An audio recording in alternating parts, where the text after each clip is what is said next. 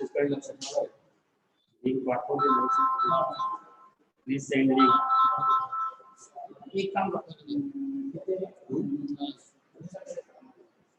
Hello hello हां हां मी ड्युटीवर आहे.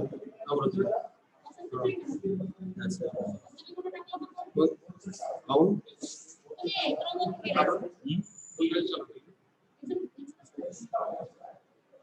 अरे पण आमच्या दिवशी आणला तर माहिती आपण किती आणला डिजिटल ना आपला अजून पाहिजे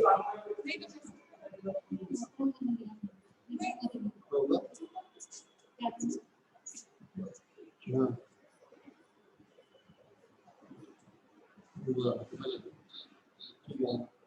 चालेल तू घेऊन ये बरं टाकून.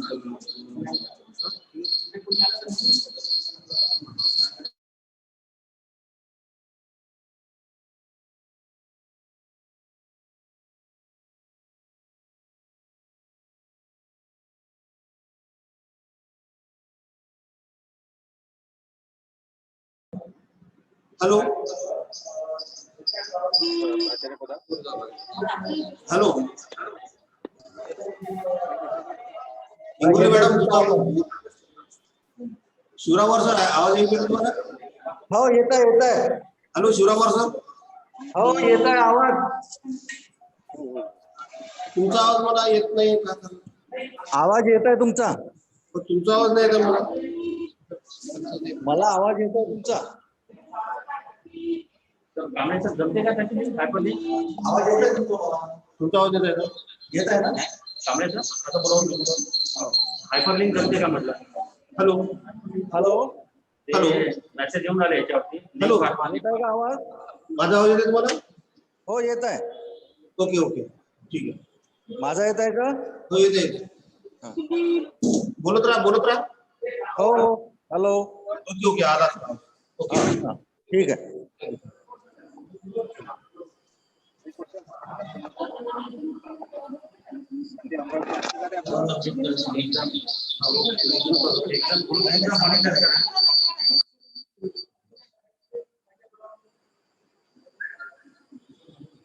शिवरामवर सर हो तुम्हाला आवाज येतो माझा?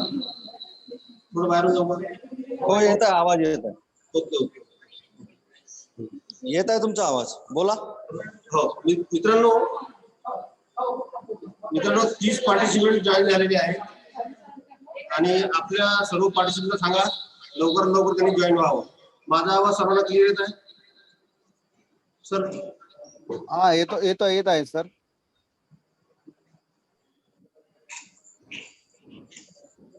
बंद केलं तरी चालेल.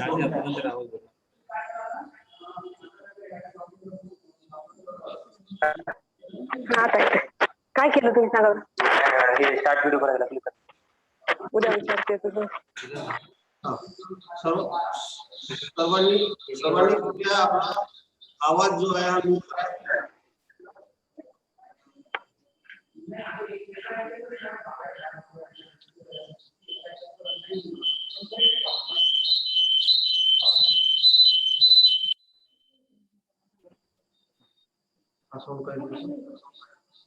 हा पोहोचले का?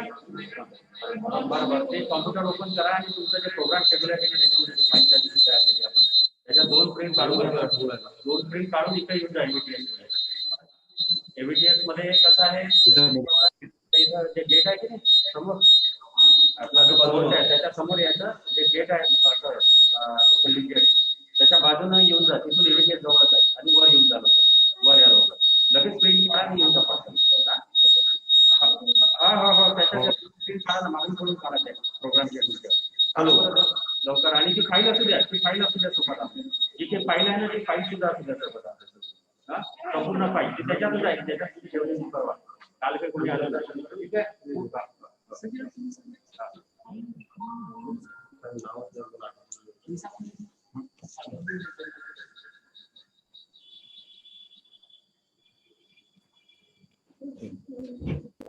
फक्त दोघांकडून ओके आहे.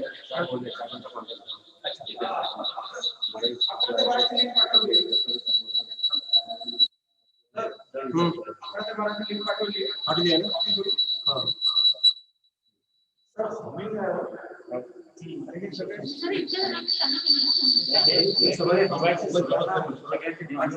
सर्वांचे दिवस चालू असल्यामुळे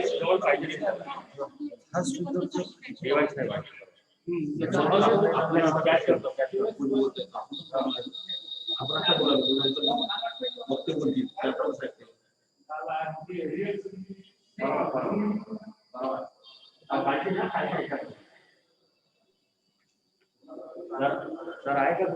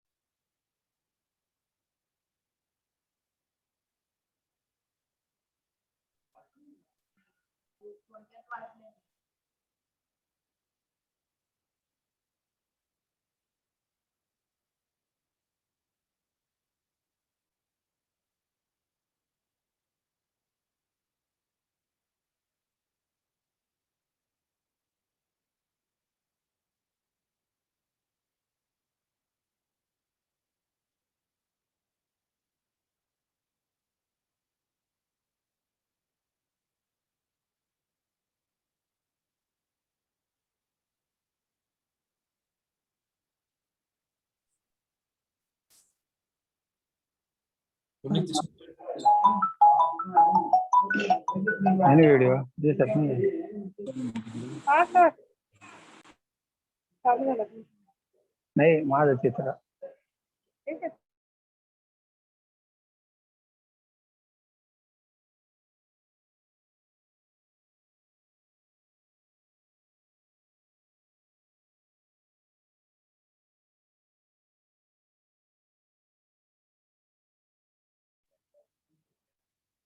येतोय?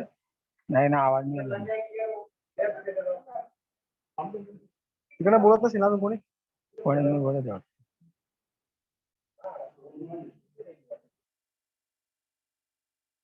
डिस्कनेक्ट चालू आहे ना. एकच जण आहे तुम्हाला ऑनलाईन असं आहे का? मीटिंग मध्ये आले मोबाईल आवाज नाही आला नाही.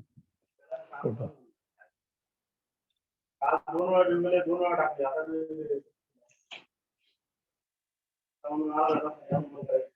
परत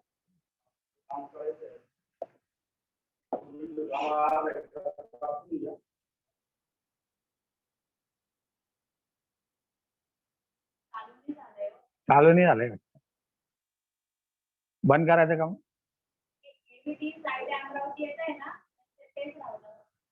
पुढे आलं ते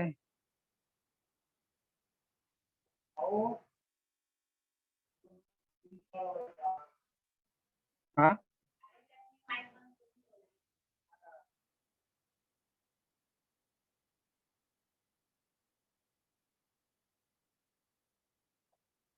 चल भाऊ तिकडे जाऊन बसतो.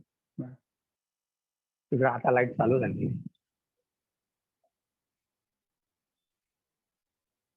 लाईट लावणार आहे भाऊ. लाईट बंद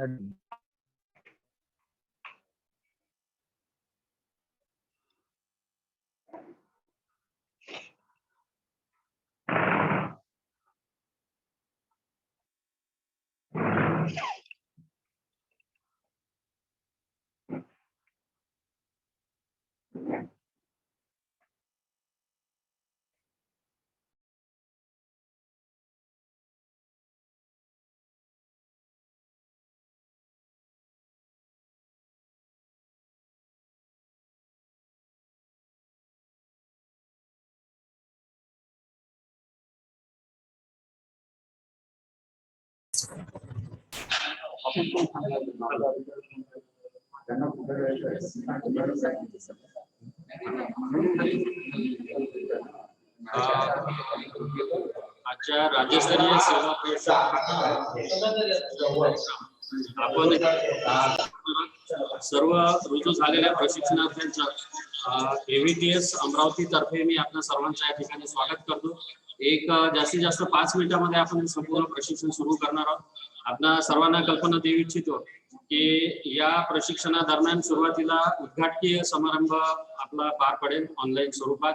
माझे सर्व प्रशिक्षणार्थ्यांना विनंती राहील की आम्ही ज्यांची नावं घेणार आहोत त्यांनी कृपया आपला कॅमेरा सुरू ठेवा. माझ्या समोर दिसत आहेत एक प्रीती वाघमारे, आय थिंक त्यांचा कॅमेरा बंद आहे, आपला कॅमेरा सुरू ठेवा. सोबतच अनिल डफळे यांचा सुद्धा कॅमेरा बंद आहे, आपला कॅमेरा सुरू ठेवायचा आणि मायक्रोफोन मात्र आपल्याला म्यूट ठेवायचा. हा, प्रीती वाघमोडे माझ्या मते दिसतात आहे आणि सर्वांना विनंती राहील की म्यूट आपले मायक्रोफोन जे आहे ते म्यूट ठेवायचे. एक जास्तीत जास्त 5 मिनिटांमध्ये आपण मित्रांनो प्रशिक्षण सुरू करतोय आणि मी या सर्वांना सांगू इच्छितो की आजच्या कार्यक्रमाची थोडी मी एक रूपरेषा आपल्याला देतो की 11 ते साधारणतः 1 दरम्यान आपला उद्घाटनीय समारंभ पार पडेल आणि त्यानंतर आपण आजचं पहिलं सेशन सुद्धा सुरू करतोय आणि आजच्या या उद्घाटनीय समारंभाला माननीय संचालक महोदय माननीय Shri Dalvi sir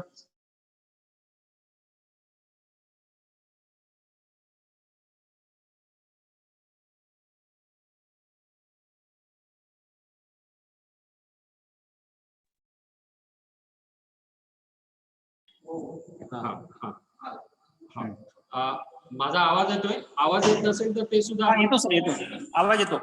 very good. तर ही आम्ही आपल्या निदर्शनास आणून देऊ इच्छितो की माननीय सहसंचालक महोदय माननीय श्री देवतळे सर सुद्धा अमरावती विभागाचे माननीय सहसंचालक हे सुद्धा याला संबोधित करणार आहेत. आपले माननीय संचालक महोदय श्री देवतळे सर सुद्धा या कार्यक्रमाला संबोधित करणार आहेत. त्यामुळं कृपया आपण शिस्त बाळगावी आणि प्रत्येकाचा कॅमेरा आपण सुरू ठेवावा. आणि दुसरी सुद्धा आपणास विनंती राहील, आपले कोणी मित्रमंडळी असेल ज्यांना काही प्रॉब्लेम येत असेल त्यांना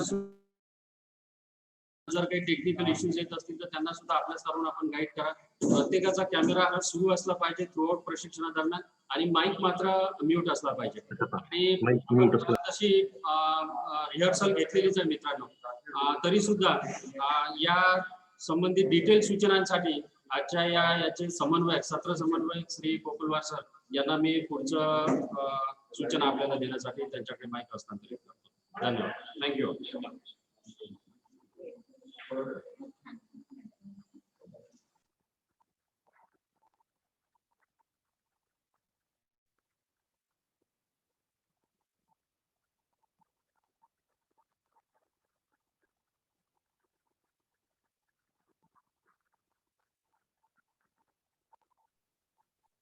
डायरेक्टली तुम्हाला सांगितलं सर तिथे आवाज येतो आपल्या त्या कॉम्प्युटरला, पण ते लाईन गेल्यावर बंद पडते ना.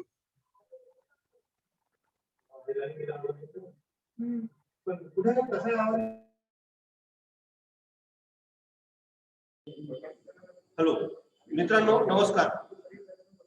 या राज्यस्तरीय सेवा प्रवेशोत्तर परीक्षा PRT ऑनलाईन प्रशिक्षण कार्यक्रमामध्ये आपलं सर्वांचं AVTSच्या वतीने मी स्वागत करतोय. लवकरच या कार्यक्रमाचं उद्घाटन समारोह सुरू होत आहे.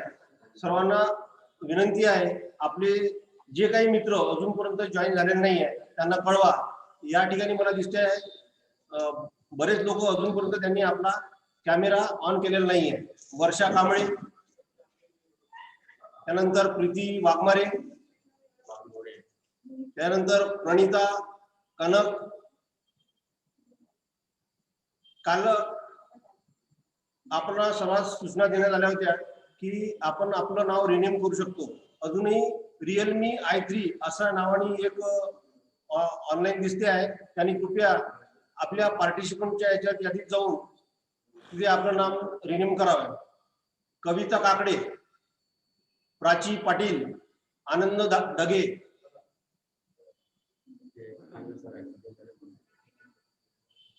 अश्विनी, ओप्पो A53 या सर्वांनी आपापली नावे चेंज करा, कृपया रिनेम करा त्याला. आणि सर्वांनी आपला ऑडिओ बंद ठेवून व्हिडिओ चालू करा, जेणेकरून सर्व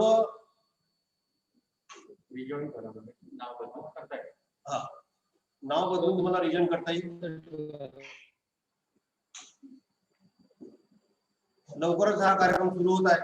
मी माननीय श्री येते साहेब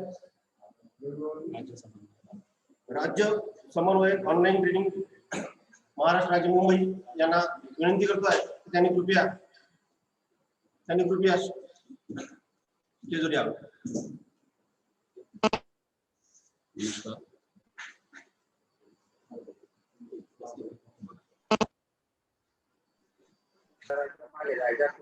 नाही हाय बॅक करा ना परत.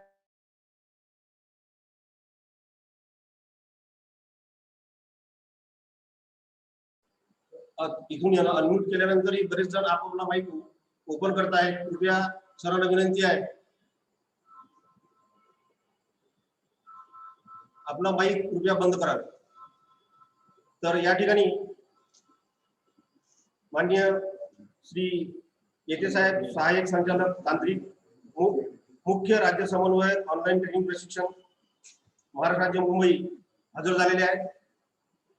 सोबतच मान्य सौ देशमुख मॅडम प्राचार्य ITI अमरावती,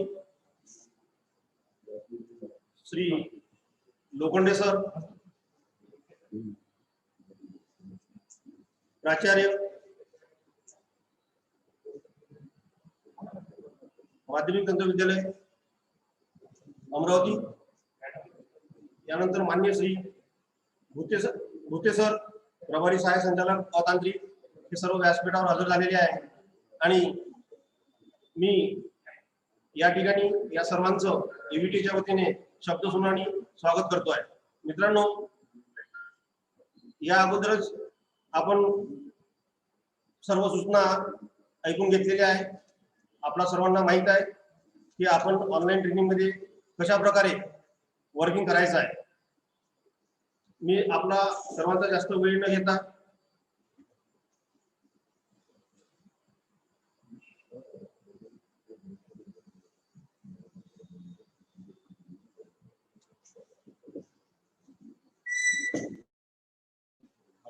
मी या ठिकाणी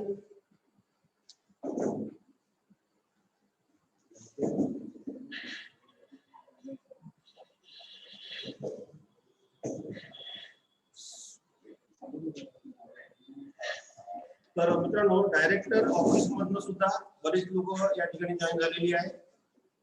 आणि या कार्यक्रमाच्या कोऑर्डिनेटर AVTS प्राचार्य श्री कुंभरे साहेब, त्यांची टीम, सर्व प्रशिक्षण अधिकारी हे इथे हजर आहे. मी आपलं सर्वांचं परत एकदा पुनश्च या उदाहरण प्रसंगी स्वागत करतोय. मी माननीय श्री कुंभरे साहेब यांना विनंती करतोय की त्यांनी कृपया माननीय श्री येते सरांचं फुलगच्चीतून स्वागत करावं.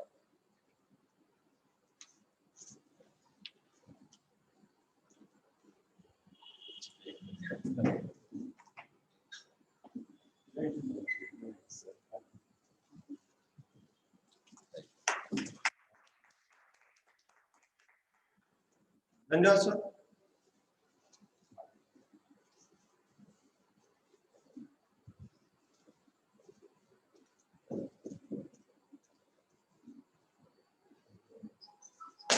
सो देशमुख मॅडम प्राचार्य औपचारिक संस्था अमरावती यांना विनंती करतोय त्यांनी कृपया भुते सरांचं स्वागत करा.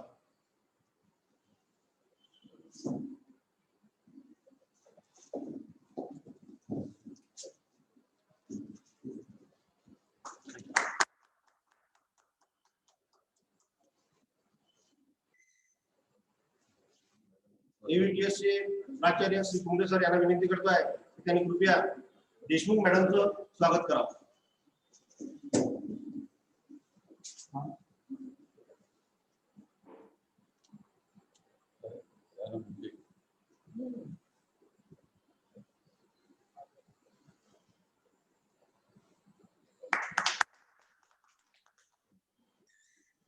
माननीय श्री वानखेडे सर यांना विनंती करतोय त्यांनी कृपया लोखंडे सरांचं स्वागत करा.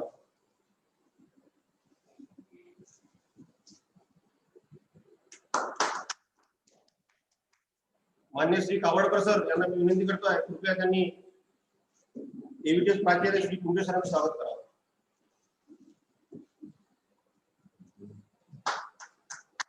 धन्यवाद सर.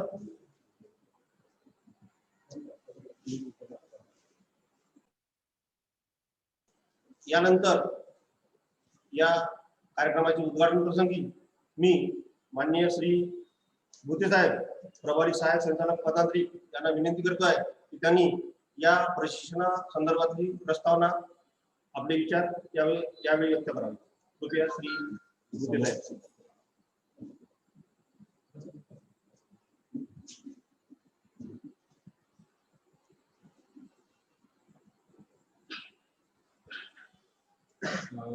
नमस्कार मित्रांनो, आज राज्यस्तरीय सेवा प्रवेशोत्तर परीक्षा PRT ऑनलाईन प्रशिक्षण कार्यक्रमाचा उद्घाटन समारंभामध्ये आपल्या सर्वांचं मी या ठिकाणी स्वागत करतो. अमरावती प्रादेशिक कार्यालय अमरावती तर्फे या सर्वांचं मी या ठिकाणी आपलं स्वागत करू इच्छितो. काल जशी आपण एक मॉक ड्रिल घेण्यात आली होती, त्यामध्ये सुद्धा बऱ्यापैकी आम्हाला प्रतिसाद लाभला आणि आज सुद्धा मी पाहतो स्क्रीनवरती जवळपास 78 पार्टिसिपंट्स टोटल हजर आहेत. एकूण 75 जणांचे आपण आदेश संचालनालय स्तरावरून काढण्यात आले होते. एक चांगला प्रतिसाद, या प्रतिसादाबद्दल मी आपल्या सर्वांचे या ठिकाणी धन्यवाद देऊ इच्छितो. सर्वप्रथम प्रशासनात जॉईन झाल्याबद्दल सुद्धा आपल्या सर्वांचे अभिनंदन, आणि ते सुद्धा आपण अभिनंदनास पात्र आहात.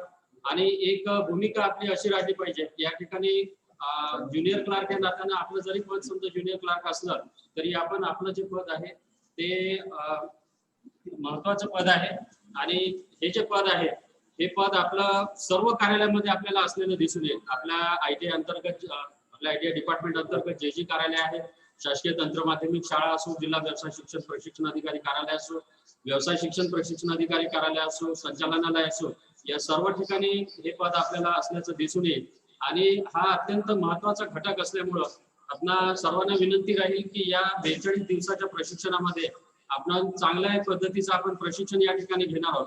मी या ठिकाणी आपल्याला थोडी एक सांख्यिकी माहिती सुद्धा देऊ इच्छितो की माननीय संचालक महोदय यांच्या आदेशानुसार हे प्रशिक्षण, ऑनलाईन प्रशिक्षण आपल्याला घेण्याचा भार हा अमरावती रिजनला सोपवण्यात आला. या प्रशिक्षणासाठी आपल्याला एकूण 356 उमेदवारांची नावं संचालनालयाकडून उपलब्ध करून देण्यात आलेली आहेत. त्यामध्ये 238 ज्युनियर क्लार्क आहेत, ज्यांना आपण PRT ज्याला आपण म्हणतो सेवा प्रवेशोत्तर परीक्षा प्रशिक्षण आपण यांना देणार आहोत. आणि सोबतच 118 जण अशी आहेत जी ज्यांना आपण प्रशिक्षण देतो. मित्रांनो, या प्रशिक्षणाच्या धोरणाअंतर्गत पहिली बॅच आपण या ठिकाणी आज तिचं उद्घाटन करतो. रितसर अगदी थोड्या वेळात माननीय संचालक महोदयांच्या हस्ते उद्घाटन होईल. आणि यामध्ये 42 दिवसाच्या प्रशिक्षणाचा एक थोडंसं मी आपल्याला थोडक्यात सांगू इच्छितो की जो काही आपला भाग आहे, आपला 10 ऑक्टोबर 1973चा शासन निर्णय, या 1973च्या शासन निर्णय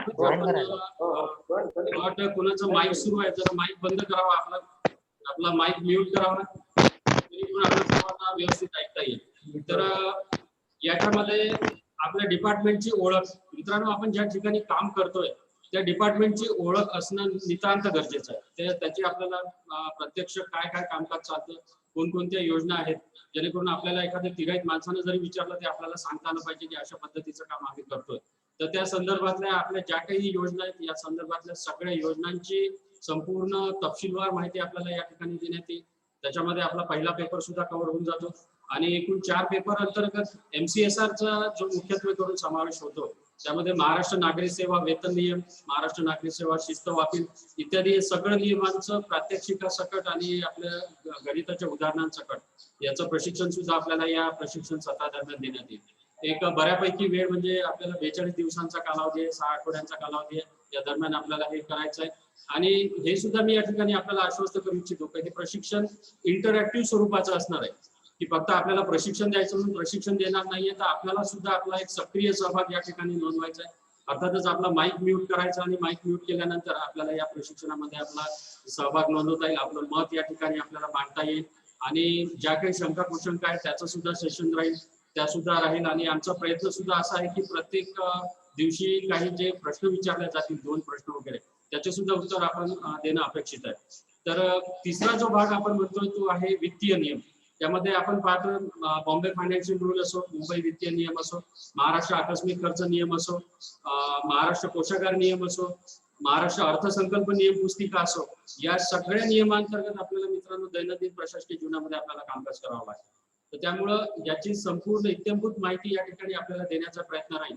आणि एक काळजी सुद्धा आम्ही या ठिकाणी घेतलेली दिसून येईल की जे प्रशिक्षणादरम्यान आपल्याला शिकवलं तेच परीक्षेमध्ये सुद्धा येणार आहे. आपल्या सर्वांना कल्पना आहे, संचालनालयाने तशा सूचना सुद्धा दिलेल्या आहेत की हे प्रशिक्षण संपल्याबरोबर या परीक्षेचं सुद्धा आयोजन लगेचच केलं जाईल. त्यामुळं हे जे 42 दिवसाचं प्रशिक्षण आहे ते प्रशिक्षण संपल्या आपल्याला ही परीक्षा सुद्धा द्यायची आहे. त्यामुळं प्रशिक्षण घेणं किती गरजेचं आहे हे आपल्याला याच्यावरून लक्षात येईल. तर त्यामुळे आपल्या सर्वांना विनंती राहील की आपण वही पेन जशा काल सूचना देण्यात आल्या, ग्रुपवरती सुद्धा सूचना देण्यात आल्या, ऑनलाईन प्रशिक्षणादरम्यान आपल्याला जे जे जॉट डाऊन करायचं आहे, जे जे काही लिहून घ्यायचं आहे ते लिहून सुद्धा घ्या. होता होईस तर आम्ही पूर्ण सॉफ्ट कॉपी सुद्धा या दरम्यान प्रोव्हाइड करण्याचा प्रयत्न करणार आहोत. ग्रुपवरती ग्रुपच्या माध्यमातून हे सुद्धा संपूर्ण लिटरेचर आपल्याला प्रोव्हाइड करण्यात येईल. तर आणि मी तर असं म्हणेल की हे प्रशिक्षण आपण पूर्णतः एन्जॉय करा. मुळात आपल्याला कोरोना महामारीमुळे, वैश्विक महामारीमुळे आपल्याला अशा पद्धतीचं ऑफलाईन प्रशिक्षण घेता येणं शक्य झालं नाही. तसंच प्रशिक्षण आपण घेणार होतो, परंतु हे प्रशिक्षण घेता येणं शक्य नाही. परंतु त्यासाठी काही आपल्याला प्रशिक्षण थांबवायचं नाही. त्यामुळेच आपण हे ऑनलाईन प्रशिक्षण या ठिकाणी सुरू केलं जाणार आहे. आणि मी या ठिकाणी सुद्धा आपल्याला आश्वस्त करू इच्छितो की अमरावतीच्या प्रबोधिनीचा सुद्धा बऱ्यापैकी सहभाग या ठिकाणी राहणार आहे. तिथले सुद्धा फॅकल्टी मेंबर आपल्याला उपलब्ध होतील आणि ते सुद्धा आपल्याला या दरम्यान आपल्याला ट्रेनिंग सुद्धा देणार आहेत.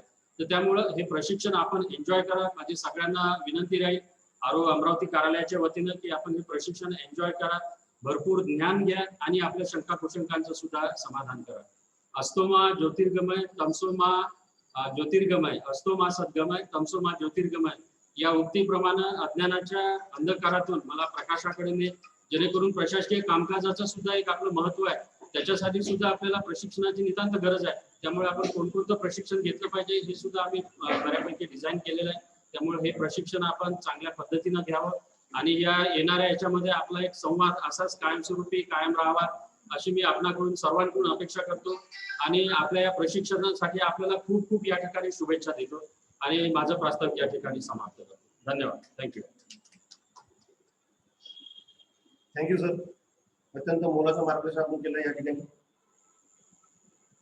आपण प्रभारी सहाय्यक संचालक अतांत्रिक म्हणून प्रादेशिक कार्यालय अमरावतीचे कार्यरत असल्यामुळे आपल्याला या विषयातील पूर्ण माहिती असल्याने आपण फार सविस्तरपणे त्यांना याबाबत जागृत केलेला आहे. आपले आभार. त्यानंतर मी माननीय सौ देशमुख मॅडम, प्राचार्य AVTS अमरावती यांना विनंती करतो आहे की त्यांनी कृपया मार्गदर्शन कर 2 शब्द बोला.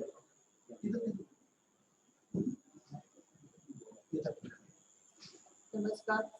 सर्व उपस्थित प्रशिक्षणासाठी आलेले सगळे कर्मचारी यांचं औद्योगिक प्रशिक्षण संस्था अमरावती तसेच प्रादेशिक कार्यालय अमरावती यांच्या वतीने मी स्वागत करते आहे. राज्यस्तरीय सेवा प्रवेशोत्तर परीक्षा ऑनलाईन प्रशिक्षण कार्यक्रम हा माननीय श्री दळवी साहेब, संचालक व्यवसाय शिक्षण व प्रशिक्षण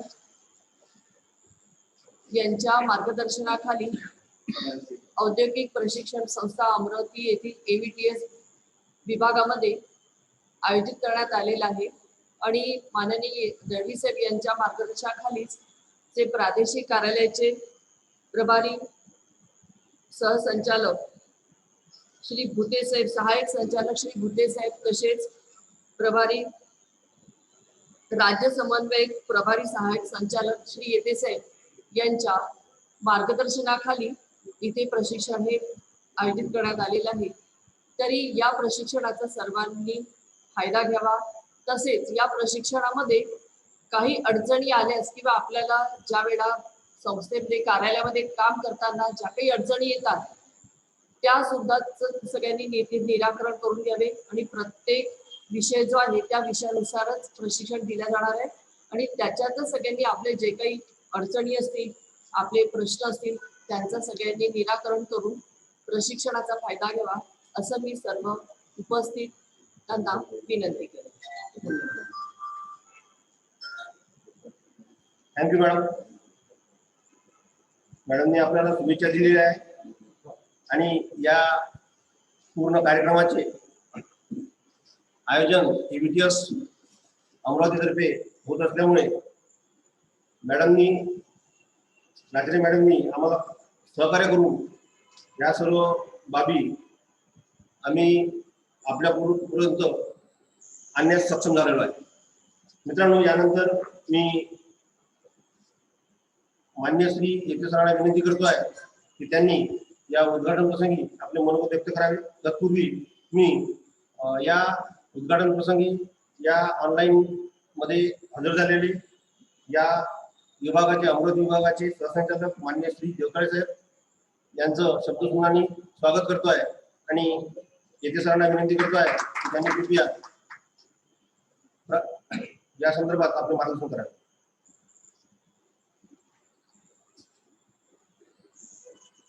नमस्कार सर्वांना. नमस्कार. आवाज क्लिअर येतोय? कोणीतरी एक पार्टिसिपंटनी थोडं आवाज येतोय? येतोय. थँक्यू. आजच्या या राज्यस्तरीय सेवा प्रवेशोत्तर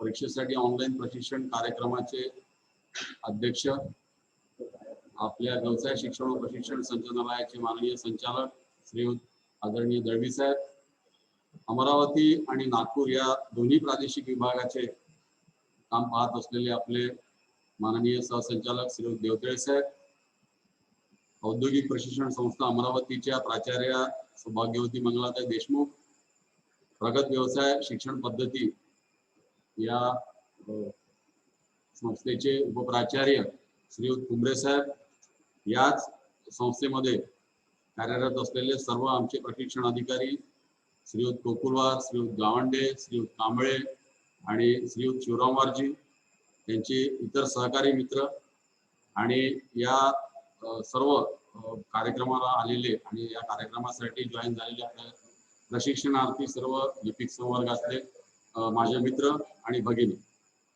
आपणा सर्वांना माहीतच आहे की गेल्या 1.5 वर्षापासून जागतिक स्तरावर जी करोनाची महामारी आली त्यामुळे एकूणच पूर्ण आपली सर्व जनजीवन जे होतं ते विस्कळीत झालेलं आहे. उद्योगधंदेही मागे पडलेले आहे.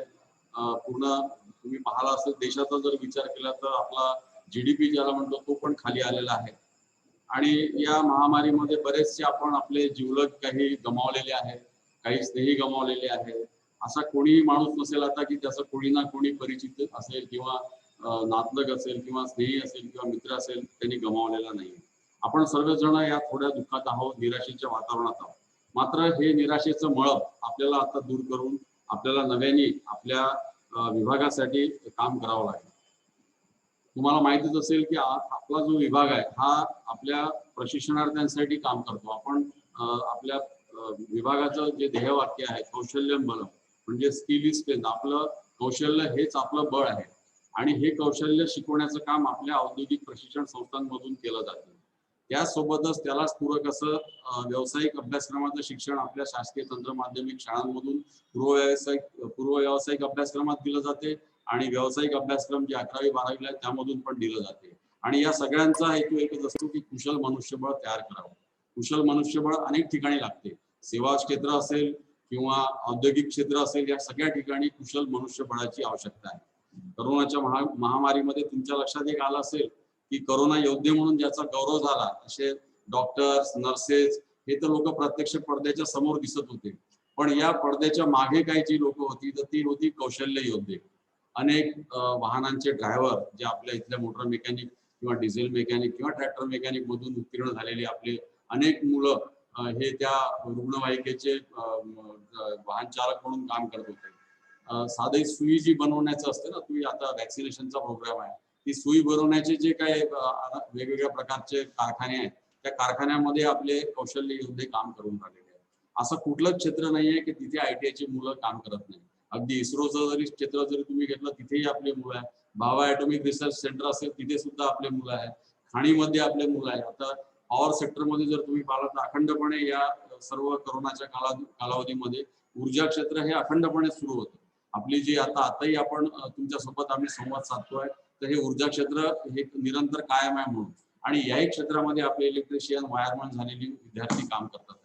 त्यामुळं यात आपला एक्झिस्टन्स आहे की आपण सगळीकडे आपली उपस्थिती आहे. तुम्हाला आता काल परवा मुंबई विभागातल्या लोकांना, रायगडचे जर काही माझी मंडळी इथे जॉईन झाली असेल तर त्यांना माहित आहे, चिपळूणला आणि रायगड जिल्हा, महाड, पोलादपूर या ठिकाणी अतिशय अतिवृष्टीमुळं बरंचसं जनजीवन विस्कळीत झालेलं आहे. पुरामुळे त्यांचं बरंचसं नुकसान झालेलं आहे आणि त्यांनाही धावून आलेलं असेल तर ती आता आपली ITIचीच मंडळी धावून आलेली आहे. घरातले फ्रीज रिपेअरचं काम असेल, कोणाच्या दुकानातले वायरिंग खराब झालेली असेल, या सगळ्या ठिकाणी काम करण्यासाठी आपले हे कौशल्य योद्धे आता धावून जातात आहे. आणि त्याच्यात आधी पण त्यांनी अशा प्रकारचं मागच्या वर्षी सांगली आहे, सोलापूर आणि कोल्हापूर जिल्ह्यात काम केलंय आणि या वर्षी परत आता रायगडला पण ह्या आपल्या सगळ्या टीम आता जात आहे. त्यामुळं आपल्या विद्यार्थ्यांचा जो काही तुम्ही स्पॅन आहे तो लक्षात घ्या.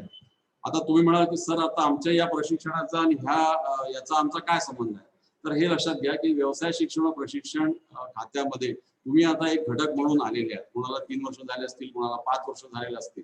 बऱ्याच जणांची अवस्था कशी होते, एक उदाहरण तुम्हाला मी सांगतो. संस्कृतमध्ये एक आम्हाला धडा होता, त्याच्यात एक हत्ती असतो आणि त्या हत्तीला पाहायसाठी 4 आंधळे येतात आणि मग ते 4 आंधळे हत्तीला पाहू शकत नाही. मग ते त्यांना संवेदना हाताने ते सगळे असे चाच पडतात. मग त्या हत्तीजवळचे 4ही आंधळे जातात आणि मग एका आंधळ्याच्या हातामध्ये तो पाय लागतो हत्तीचा, तर त्याला वाटतं, तो म्हणतो की अरे हत्ती तर खांबासारखा आहे. दुसऱ्याच्या हाताला एक हत्तीची पाठ लागते, तर तो म्हणतो हत्ती ही भिंतीसारखा आहे. तिसरा जो आंधळा असतो त्याच्या हाताला त्या हत्तीचा कान लागतो आणि तो सांगतो नाही हत्ती तर सुपासारखा आहे.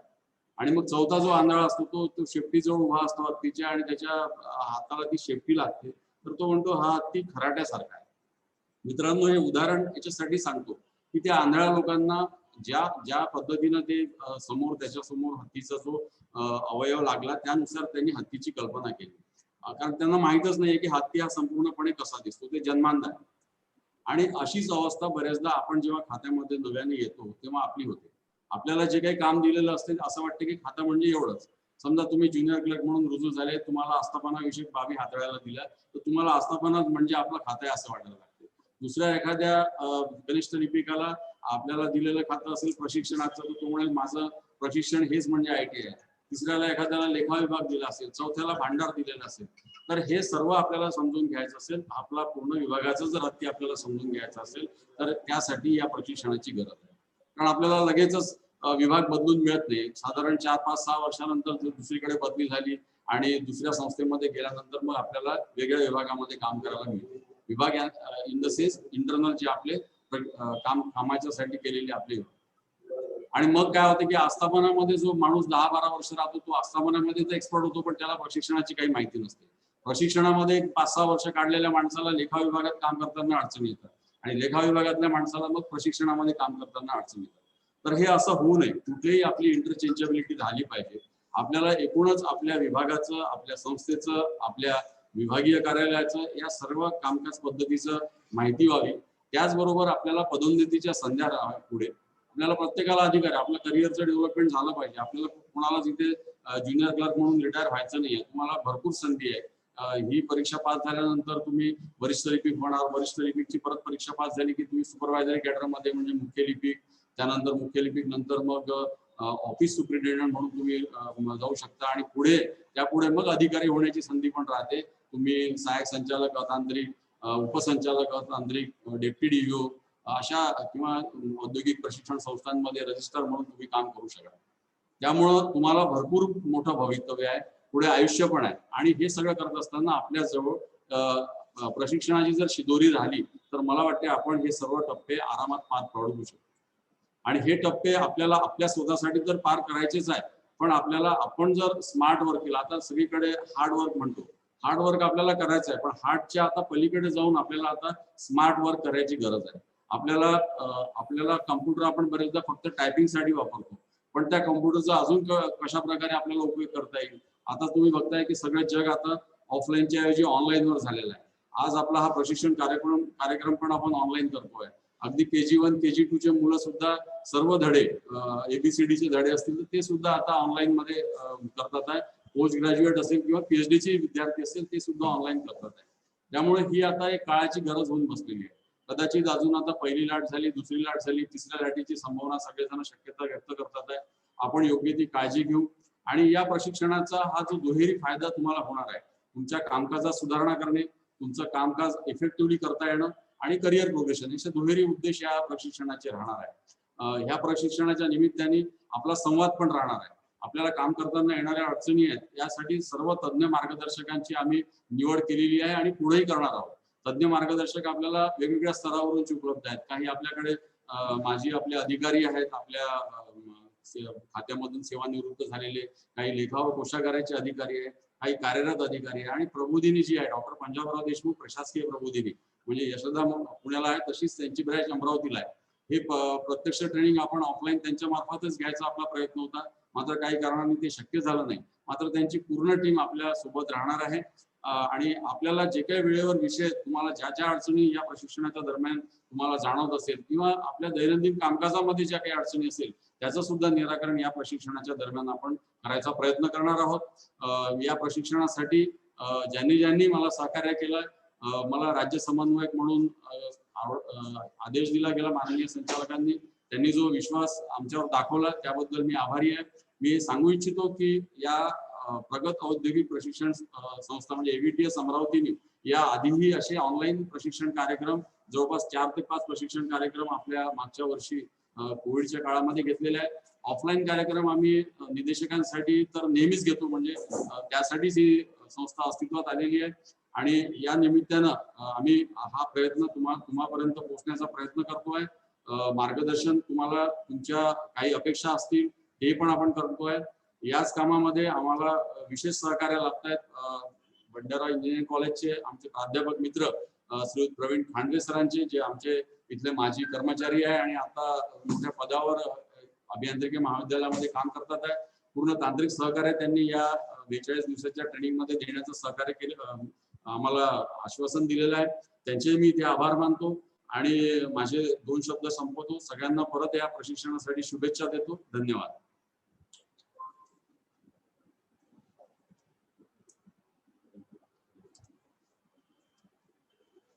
धन्यवाद सर. अत्यंत मोलाचं मार्गदर्शन आपण केलेलं आहे. यामध्ये सरांनी बोलता बोलता एक हत्तीचं सुंदर असं उदाहरण आपल्याला दिलेलं आहे आणि या उदाहरणावरून आपल्याला नेमकं काय सांगायचं आहे त्यांनी आपल्याला सूचित केलेलं आहे. कोण कोणत्या बाबीकडे कोणत्या अँगलनी पाहतो त्यानुसार त्याचा तो विचार करतो आहे. हे प्रशिक्षण आपल्या सर्वांसाठी अत्यंत उपयुक्त आहे, महत्वाचं आहे. अनेक उदाहरण त्यांनी तुम्हाला पटवून देण्याचा प्रयत्न केला. मित्रांनो, या सर्व बाबीचा आपण गांभीर्याने विचार करावा. हे प्रशिक्षण एवढ्याच गांभीर्याने घ्यावे असाच त्यांचा एकंदर सांगण्यामागचा उद्देश आहे. यानंतर मी माननीय श्री देवतळे साहेब, सहसंचालक व्यवसाय शिक्षण प्रशिक्षण प्रादेशिक कार्यालय अमरावती यांना विनंती करतो आहे की त्यांनी या उद्घाटन प्रसंगी आपले मनोगत व्यक्त करावे. माननीय श्री देवतळे साहेब.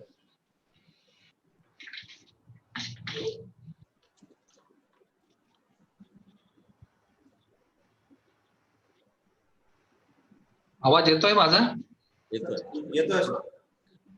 ऑनलाईन सेवा प्रवेशोत्तर प्रशिक्षण कार्यक्रम हा जो आपण कार्यक्रम आयोजित केलेला आहे, या ऑनलाईन PRT कार्यक्रमाचे अध्यक्ष आपले माननीय सहसंचालक श्री दळवी साहेब, या कार्यक्रमासाठी विशेष नेमणूक केलेले आपले राज्य समन्वयक श्री येते साहेब, प्रादेशिक कार्यालयाचे आमचे सहाय्यक संचालक श्री भुते साहेब, उपस्थित AVTS च्या प्राचार्या तथा ITI च्या प्राचार्या सौ देशमुख मॅडम, AVTS चे उपप्राचार्य Shri Kumre sir, Shri Kawadkar sir, Shri Lokhande sir, Shri Wankhede sir, त्याचप्रमाणे या कार्यक्रमासाठी ज्यांनी ज्यांनी मदत केली ते सर्व अधिकारी वर्ग, त्याचप्रमाणे उपस्थित संपूर्ण राज्यातील कनिष्ठ लिपिक बंधू भगिनींनो, आज आपण हा जो सेवा प्रवेशोत्तर प्रशिक्षण कार्यक्रम आहे हा याच्यापूर्वी आपण नेहमी ऑफलाईन घेत होतो, परंतु आताच ज्याप्रमाणे येते साहेबांनी विशद केलं तर आपण प्रथमच हा कार्यक्रम ऑनलाईन पद्धतीने घेतो आहे. आणि ह्या ऑनलाईन पद्धतीच्या कार्यक्रमामध्ये आपल्याला विशेष करून संचालनालयाचं मार्गदर्शन लाभलेलं आहे, त्यांच्या सूचना आपल्याला मिळालेल्या आहेत आणि त्या सूचना अनुसरूनच आपण हा कार्यक्रम इथे आयोजित करतोय. हा जो कार्यक्रम आहे याचा कालावधी आता भुते साहेबांनी सांगितल्याप्रमाणे 42 दिवस म्हणजे 6 आठवडे 2 ऑगस्ट 2021 ते 12 सप्टेंबर 2021 असा आहे. या तुमच्या प्रशिक्षण कार्यक्रमामध्ये आपले 238 पैकी 75 जे आहेत म्हणजे 12 कनिष्ठ लिपिक प्रति रिजन असे 6 रिजनचे व 3 लोक हेड ऑफिसचे, तर असे 75 जण या प्रशिक्षण कार्यक्रमामध्ये आपण त्यांना उपस्थित राहण्याच्या सूचना दिलेल्या आहेत. तर असं हे जे प्रशिक्षण कार्यक्रम आहे हे आपण आता इथे आयोजित करतो आहे आणि त्याचा आज उद्घाटन सोहळा आपण ठेवलेला आहे. सर्वप्रथम आता आपण मला असं वाटतं की बरेच जण आपण प्रथमच याच्यामध्ये ऑनलाईन पद्धतीने हे आपण प्रशिक्षण कार्यक्रम ज्याला म्हणू की अटेंड करत असू. तर हा जो कार्यक्रम आपल्याला अटेंड करताना किंवा याच्यामध्ये उपस्थित राहताना आता ऑनलाईन जे प्रशिक्षण आहे त्याच्यामध्ये कसं असतं की ज्या वेळेला आपण प्रत्यक्षात प्रशिक्षण घेतो म्हणजे फिजिकल आणि ऑनलाईन प्रशिक्षण घेतो तर याच्यामध्ये काही गोष्टी असतात ज्याच्या आपल्याला एटिकेट्स पाळायचे असतात. आता मी जवळपास 11ला 5 मिनिटं कमी असताना पासून मी जॉईन होतो आणि मी बघतो आहे सगळ्या ऍक्टिव्हिटीज बघतो.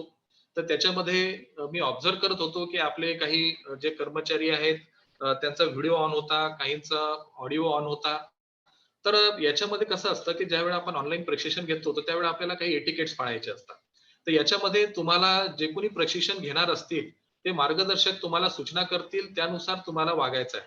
म्हणजे जर त्यांनी सांगितलं तुम्हाला की तुम्हाला सगळ्यांचा व्हिडिओ बंद पाहिजे तर तुम्हाला व्हिडिओ बंद करायचा आहे. त्यांनी जर सांगितलं तुम्हाला तुमचा ऑडिओ बंद करायचा आहे तर तुम्हाला सगळा तुमचा ऑडिओ म्यूट करायचा आहे. तर याच्यामध्ये आपण हे जे प्रशिक्षण कार्यक्रम घेतो आता कदाचित पॅन्डेमिकच्या सिच्युएशनमुळे 50% स्टाफ आपला उपस्थित राहतो, काही ठिकाणी 100% स्टाफ उपस्थित असेल. तर याच्यामध्ये आपल्याला असं अपेक्षित आहे की हा जो प्रशिक्षण कार्यक्रम आहे हा आपण ऑफिसमध्येच उपस्थित राहून अटेंड करावा. जर आपली जर त्या दिवशी ड्युटी नसेल तर ठीक आहे आपण घरून सुद्धा करावं, परंतु घरून करताना ज्याला मी आता आपल्याला म्हणत होते की ऑनलाईन पद्धतीने आपल्याला जर अटेंड करायचं आहे तर ते कशा प्रकारचं करायचं याची थोडीशी खबरदारी घ्यावी. म्हणजे नीटनेटके कपडे असायला पाहिजे, म्हणजे घरचे नाही तर कोणी बनियनवरती दिसतं कोणी असं दिसतं अशा प्रकारचं दिसतं कामा नये. एक व्यवस्थित त्याचा त्या प्रोग्रामचा आपला डेकोरम मेंटेन असला पाहिजे, हे प्रामुख्याने मला आपल्याला सांगायचं आहे. त्याच्यानंतर आता आपण हा प्रशिक्षण कार्यक्रम आयोजित करतो या कार्यक्रमामध्ये आपण सर्व ज्या वेळा विभागामध्ये जॉईन झाले तर सर्वांसमोर एकच असेल की आता आपल्याला करायचं काय. म्हणजे त्यावेळेला आपल्याला तुम्हाला तुमच्या वरिष्ठ जे कर्मचारी आहे त्यांनी तुम्हाला काही मार्गदर्शन केलं असेल, अधिकाऱ्यांनी मार्गदर्शन केलं असेल, त्याप्रमाणे तुम्ही कामकाजाला सुरुवात केली असेल असं अपेक्षितच आहे आणि तो तुमच्या कर्तव्य व जबाबदारीचा भागच आहे. तर आता हे तुमचे कर्तव्य व जबाबदारी पार पडताना तुम्हाला वेगवेगळ्या स्तरावरती काम करायचं आहे. आता वेगवेगळे स्तर म्हणजे कसं, तर तुम्हाला ITS सुद्धा काम करायचं आहे, म्हणजे इन्स्टिट्यूटला काम करायचं आहे, प्रादेशिक कार्यालयात काम करायचं आहे, त्याचप्रमाणे मुख्य कार्यालयात सुद्धा तुम्हाला काम करायचं आहे. तर प्रत्येक ठिकाणी काम करताना आपल्याला त्या वेगवेगळ्या लेवलचे जे काही महत्व आहे किंवा जे काही त्या कार्यालयाची आवश्यकता म्हणा किंवा जी रिक्वायरमेंट आहे त्याप्रमाणे आपल्याला काम करायचं असतं. म्हणजे ज्या वेळा तुम्ही संस्थेत असता त्यावेळेला तुमचा एक वेगळा रोल असतो, ज्या वेळेला तुम्ही प्रादेशिक कार्यालयात असता तुम्ही एका वेगळ्या भूमिकेत असतात, संचालनात गेल्यानंतर तुम्हाला एक वेगळा रोल त्याच्यामध्ये पार पाडायचा असतो. तर हे तुम्हाला जे प्रशिक्षण आहे हे निश्चितच त्याच्यामध्ये उपयोगाचं येणार आहे. कारण काय असतं की ज्या वेळेला तुम्ही संस्थेत असता तर तुम्हाला एक काही योजना त्याच्यामध्ये तुम्हाला ज्याच्या म्हणून की त्याच्यात तुम्हाला काम करायचं असतं. आता आपण बघितलं की आपल्या ज्या मॅक्झिमम IT आहे ह्या वर्ग 2च्या IT आहेत. याच्यामध्ये काही ठिकाणी कनिष्ठ लिपिकांचं पद मंजूर आहे, काही ठिकाणी कनिष्ठ लिपिक प्लस वरिष्ठ लिपिक असे सुद्धा पद मंजूर आहेत. तर हे जे तुमचे पद मंजूर आहेत तर या ठिकाणी आता सगळ्या ठिकाणी आपल्या सर्वांना माहिती आहे की जवळपास 40% किंवा त्यापेक्षा जास्त आपली व्हॅकन्सी आहे. तर अशा कंडिशन मध्ये जिथे आपले कनिष्ठ लिपिक संस्थेत आहेत तिथे त्यांची जबाबदारी निश्चितच मोठी आहे. तर तिथे काम करताना त्यांनी कुठल्या कुठल्या गोष्टीवरती भर द्यायचा. तर आता भुते साहेबांनी सांगितलं की तुम्हाला MCSRचं प्रशिक्षण देण्यात येणार आहे, तुम्हाला तुमचे फायनान्शियल जे रूल्स आहेत त्याचं प्रशिक्षण देण्यात येणार आहे, जे काही ट्रेझरी रूल्स असतील त्याचं प्रशिक्षण देण्यात येणार आहे. हे सगळं प्रशिक्षण घेतल्यानंतर तुम्हाला जे काही तिथे प्रत्यक्षात काम करायचं आहे. उदाहरण जर द्यायचं झालं तर काही ठिकाणी आपल्या कनिष्ठ लिपिक जे आहेत त्यांना कॅशबुक लिहायचं आहे. आता हे कॅशबुक लिहिताना काय अडचण येते, किंवा तुम्हाला पीएलएचं कॅशबुक लिहिताना कसं लिहायचं, कसं डबल एंट्री सिस्टम असते, तर ह्या सगळ्या गोष्टी तुम्हाला समजून घेणं फार आवश्यक आहे. आणि मला असं वाटतं की या प्रशिक्षणामध्ये सुद्धा आपले जे एक्सपर्ट आहेत हे या बाबतीत तुम्हाला निश्चितच मार्गदर्शन करणार आहे. तर हे झालं कॅशबुकचं. त्याच्यानंतर आपले रेकॉर्ड्स आहेत. आज आपण जर बघितलं, आता माझ्याकडे आता जवळपास मला पण 20 वर्षाचा एक्सपिरियन्स आहे. मी बघतोय की आपले जे कर्मचारी आहेत त्यांना साधं पत्र सुद्धा लिहिता येत नाही. म्हणजे ही दुःखाची बाब आहे की आपल्याला, आपण विभागामध्ये येतो आणि पत्र कसं लिहायचं हे सुद्धा आपल्याला माहित नसतं. डीओ लेटर कसं लिहायचं हे सुद्धा माहित नाही.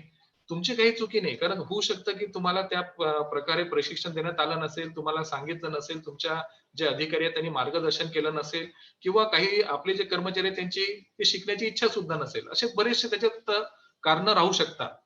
परंतु ही जी फॅक्ट आहे ही फॅक्ट आहे.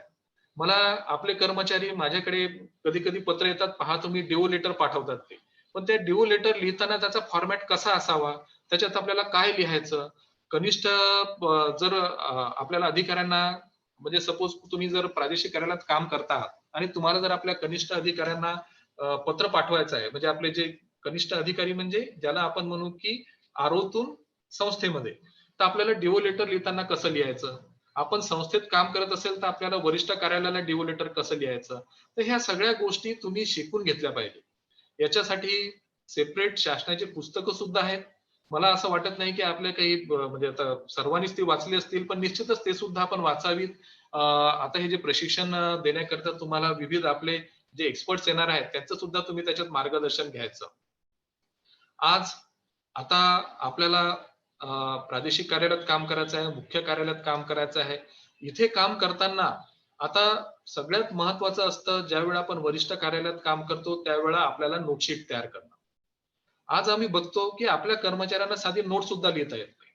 म्हणजे त्या नोटमध्ये नोट साईड कशी असावी, कॉरेस्पॉन्डन्स साईड कशी असावी, त्याचं पेजिंग कशा प्रकारे करायचं, कशी क्रोनॉलॉजी लावायची, फाईल कशी मेंटेन करायची, ह्या सगळ्या गोष्टी आपल्याला आता शिकून घ्यायच्या आहेत. मला असं म्हणायचं नाही की तुम्हाला येत नाही, परंतु सायंटिफिकली ज्याला म्हणू की जसं आपल्याला एक सिस्टमॅटिक शासनाचे जे सूचना आहेत त्याच्याप्रमाणे कसं करायचं, ह्या गोष्टी आता आपल्याला शिकायच्या. तुम्ही काम करताच आहात, तुम्ही काही काम करत नाही असं मला म्हणायचं नाही, परंतु सिस्टमॅटिक आपल्याला कसं करायचं हे आता तुम्हाला ह्या प्रशिक्षणामध्ये शिकून घ्यायचं आहे. जे मार्गदर्शक असतील त्यांना तुम्हाला विचारायचं आहे, त्यांचं मार्गदर्शन तुम्हाला घ्यायचं आहे.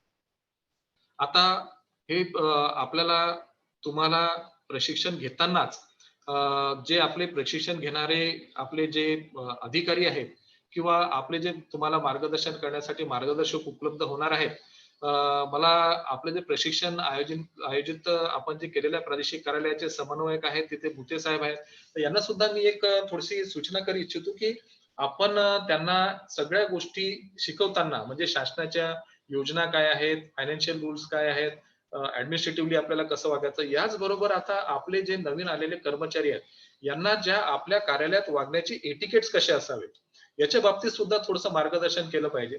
कारण आज आपण बघतो की आपले जे कर्मचारी आहे, आपले जे सिनियर्स आहेत त्यांच्यासोबत कसं वागावं, आपल्या अधिकाऱ्यांसोबत कसं वागावं, आपले जे कनिष्ठ कर्मचारी आहेत त्यांच्यासोबत कसं वागावं, इतर संस्थेचे आपले कर्मचारी त्यांच्यासोबत कसं वागावं, ह्या ज्या सगळ्या गोष्टी आहेत याच्यामध्ये एक पर्टिक्युलर आज मला जे दिसत आहे की त्याच्यामध्ये कुठेतरी एटिकेट्स मिसिंग आहे.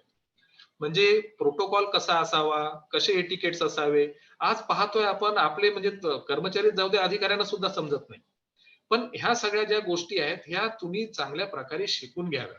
कारण कसं असतं की आपलं एक सिस्टम आहे, आपलं हे जे सिस्टम आहे आणि तुम्ही एकदम बेस म्हणजे ज्याला म्हणा की तुमचं एकदम फाउंडेशनला तुम्ही आहात. तुम्ही ज्याप्रमाणे शिकाल, ज्याप्रमाणे तुम्ही समोरच्यांना जे तुमचे आता तुम्हाला आता म्हणजे भरपूर दिवस आहेत रिटायरमेंटला, तुम्हाला सगळं आता खूप वर्ष काम करायचं आहे, तर हे काम करताना सिस्टमॅटिक काम कसं करायचं याच्यामध्ये आता तुम्हाला विशेष लक्ष द्यायचं आहे. तर आता आपल्या विभागाच्या वेगवेगळ्या योजना आहेत, याचं तर प्रशिक्षण तुम्हाला इथे देण्यातच येणार आहे. परंतु हे प्रशिक्षण घेतानाच आता खूप काही ऍडव्हान्समेंट झालेलं आहे. त्याच्यातलं एक ऍडव्हान्समेंट जर तुम्हाला जर बघायचं तर आता आपण बघतोय की आपलं प्रशिक्षणच आपण ऑनलाईन इथे अरेंज केलेलं आहे.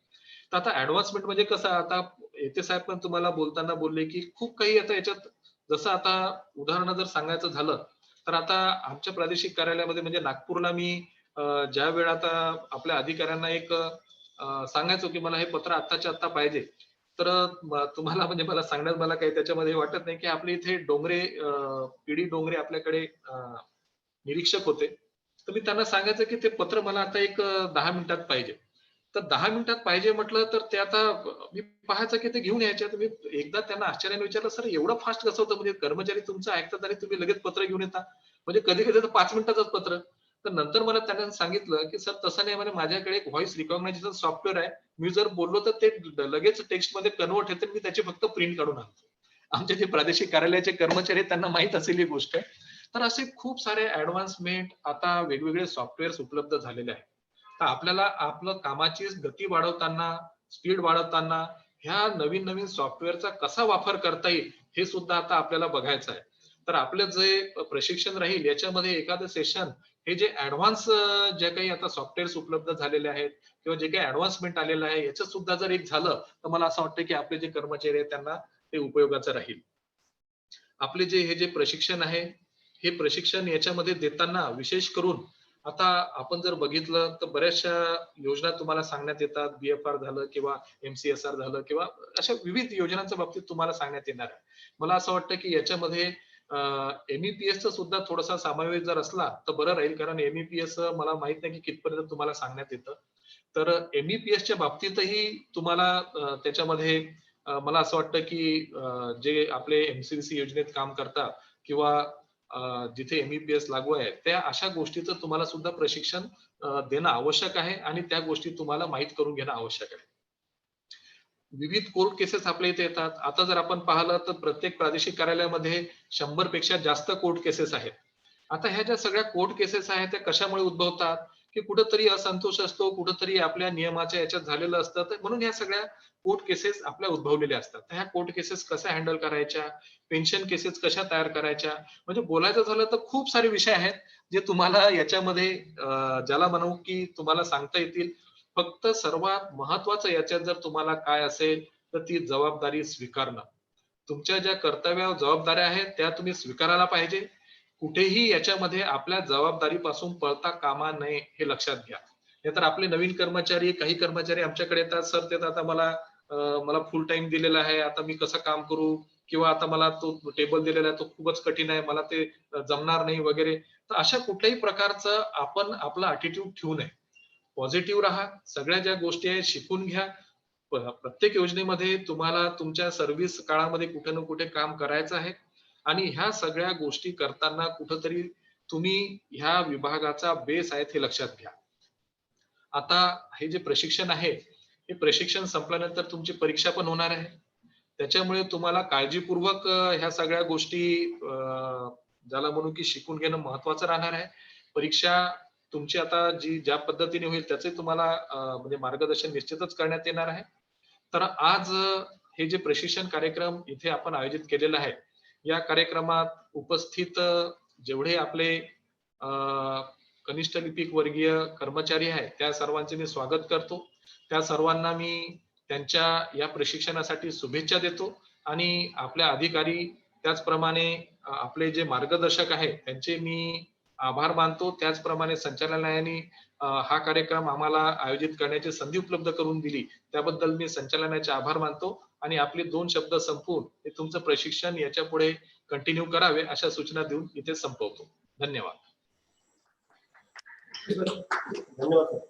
आपण अत्यंत मोलाचं मार्गदर्शन दिलेलं आहे. या उद्घाटन प्रसंगी आपण आपला बहुमूल्य वेळ दिलेला आहे. मित्रांनो, थोड्याच वेळात या आपल्या संचालनाचे संचालक मान्य श्री दळवी साहेब आपल्याला आपल्यासोबत जॉईन होत आहेत. ते आपल्याला मार्गदर्शन करणार आहेत. तत्पूर्वी काही सूचना, तांत्रिक बाबीच्या सूचना या ऑनलाईन प्रशिक्षणा संदर्भात श्री खांडवे सर आपल्याला देतील असं खांडवे विनंती करतो. खांडवे सरांचा परिचय करून देतो आहे मी तुम्हाला.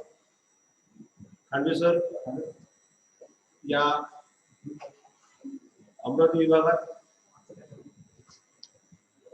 आरेखक या विभागाला शिल्पनिशी म्हणून कार्यरत होते. नंतर या अमरावती येथे कार्यरत असताना त्यांनी आपली PhD पूर्ण केली आणि नंतर त्यांनी Ram Negi college of engineering join केलं. आज त्या ठिकाणी ते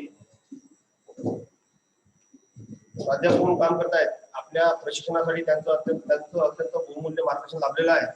मी त्यांना विनंती करतोय की त्यांनी कृपया या ट्रेनिंग संदर्भात आपल्याला मार्गसूचना कराव्या. तत्पूर्वी श्री कुंबळे साहेबांना विनंती करतोय की त्यांनी श्री खांडवी सरांचं पुष्पगुच्छ देऊन स्वागत करावं. Thank you sir. मान्य श्री खांडवी सर.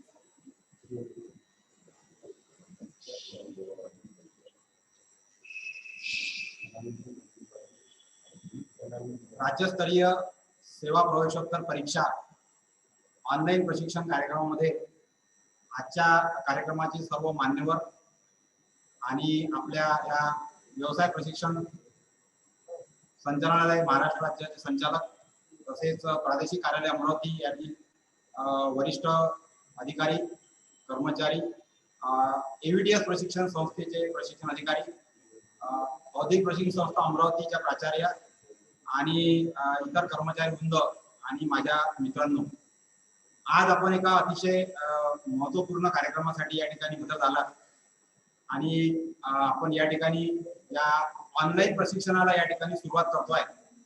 मला वाटते की आपल्या खात्यातर्फे घेण्यात येणारं हे जे प्रशिक्षण आहे ऑनलाईन प्रशिक्षण, हे एवढ्या मोठ्या स्तरावरचं एवढ्या मोठ्या एकत्र ऑनलाईन प्रशिक्षण माध्यमातून आपण हे प्रशिक्षण आयोजित केलं आहे, हे मला वाटते कदाचितच पहिलं प्रशिक्षण असेल. आणि मला खात्री आहे की ह्या प्रशिक्षणातून एक आपण माइलस्टोन या ठिकाणी सिद्ध करणार आहोत आणि पुढील येणाऱ्या कालावधीमध्ये अशा प्रकारचे अनेक आपल्याला जे ऑनलाईन प्रशिक्षण कार्यक्रम असतील यामध्ये आपल्याला सहभागी होता येईल. आज आपण आता ही कोविड-19 नंतरची जी परिस्थिती या ठिकाणी अनुभवत आहोत त्यामध्ये आपल्याला लक्षात घेतलं पाहिजे की अनेक वेगवेगळ्या प्रकारच्या जे काही आपल्याला अडचणी आहेत, ज्या अडचणी आपल्याला प्रात्यक्षिक आपल्या भौतिक वातावरणामध्ये ज्या आपल्या कार्यालयामध्ये येतात, त्याशिवाय काही आपल्याला आपल्या कौशल्यांतर्गत आपल्याला प्रशिक्षण नसल्यामुळे किंवा आपल्या कामकाजाची पद्धत वेगळी असल्यामुळे किंवा आपण आपल्याला स्वतःला इमोशनली कशा प्रकारे मॅनेज करतो, या सगळ्यामुळे आपण वेगवेगळ्या अनेक समस्या ज्या आहेत यांना आपण या ठिकाणी अनुभव घेतला. आणि तरी सुद्धा एक शासकीय कर्मचारी म्हणून आपल्याला आपलं कामकाज हे नित्यनेमाने करायचं आहे. आणि यातच आज सर्वत्र जगामध्ये आपल्याला माहिती आहे की अनेक अशा नवीन तंत्रज्ञान हे आता मोठ्या लेवलवरून मोठ्या इंडस्ट्रीमध्ये वापरल्या जाऊन किंवा जगभरामध्ये मोठ्या कंपन्यांमध्ये वापरलं जाऊन आता काही असं तंत्रज्ञान आता मागच्या ह्या 4-5 वर्षामध्ये निर्मिती झालेली आहे की जे आता सामान्यातला सामान्य माणूस जो आहे त्यांना सुद्धा हे तंत्रज्ञान वापरण्याची आता गरज आपल्याला पडलेली आहे. सुरुवातीच्या काळामध्ये आपल्याला माहिती आहे की आपण संवाद साधण्यासाठी साधा टेलिफोन वापरत होतो आणि त्यामध्ये मग आपल्याकडे इन्फॉर्मेशन टेक्नॉलॉजी माहिती तंत्रज्ञानाचं युग आलं आणि मग आपल्याला सगळ्यांना माहिती आहे की महाराष्ट्र शासनांतर्गत आपण सर्वांना MSCIT प्रशिक्षण, कारण की संगणक आपला कार्यालयीन कामकाजामध्ये वापरायला सुरुवात झाली आणि आता ऑफिस ही प्रणाली अनेक प्रायव्हेट खासगी कार्यालयांमध्ये कंपन्यांमध्ये आता वापरल्या जायला सुरुवात झालेली आहे. बऱ्यापैकी आपल्याला माहिती आहे की महाराष्ट्र शासनामध्ये सुद्धा अनेक आपले असे कामकाज आहेत की ज्यामध्ये आपल्याला मुख्यत्वे माहिती आहे की आपण व्यवसाय प्रशिक्षण खात्यामध्ये जेव्हा काम करतो, सुरुवातीला आपले जे रिझल्ट आपण तयार करत होतो कागदावर मोठ्या शीटमध्ये आपण रिझल्ट तयार करत होतो आणि मग त्यामध्ये चुका, त्यामध्ये तपासणी आणि मग त्यामध्ये अतिशय प्रचंड वेळ लागत होता.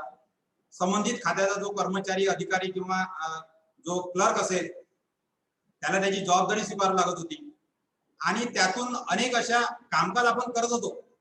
परंतु आपल्या कामामध्ये जी अचूकता पाहिजे, आपल्या कामामध्ये जी गतिमानता पाहिजे आणि त्या कामाची जी वेळेवर आपल्याला त्याची डिलिव्हरी झाली पाहिजे, या सगळ्यासाठी म्हणून टप्प्याटप्प्याने आपल्याकडे महाराष्ट्र शासनाने MSCIT हा जो काही प्रारंभिक बेसिक कोर्स आहे हा सर्व शासकीय कर्मचाऱ्यांना कंपल्सरी केला.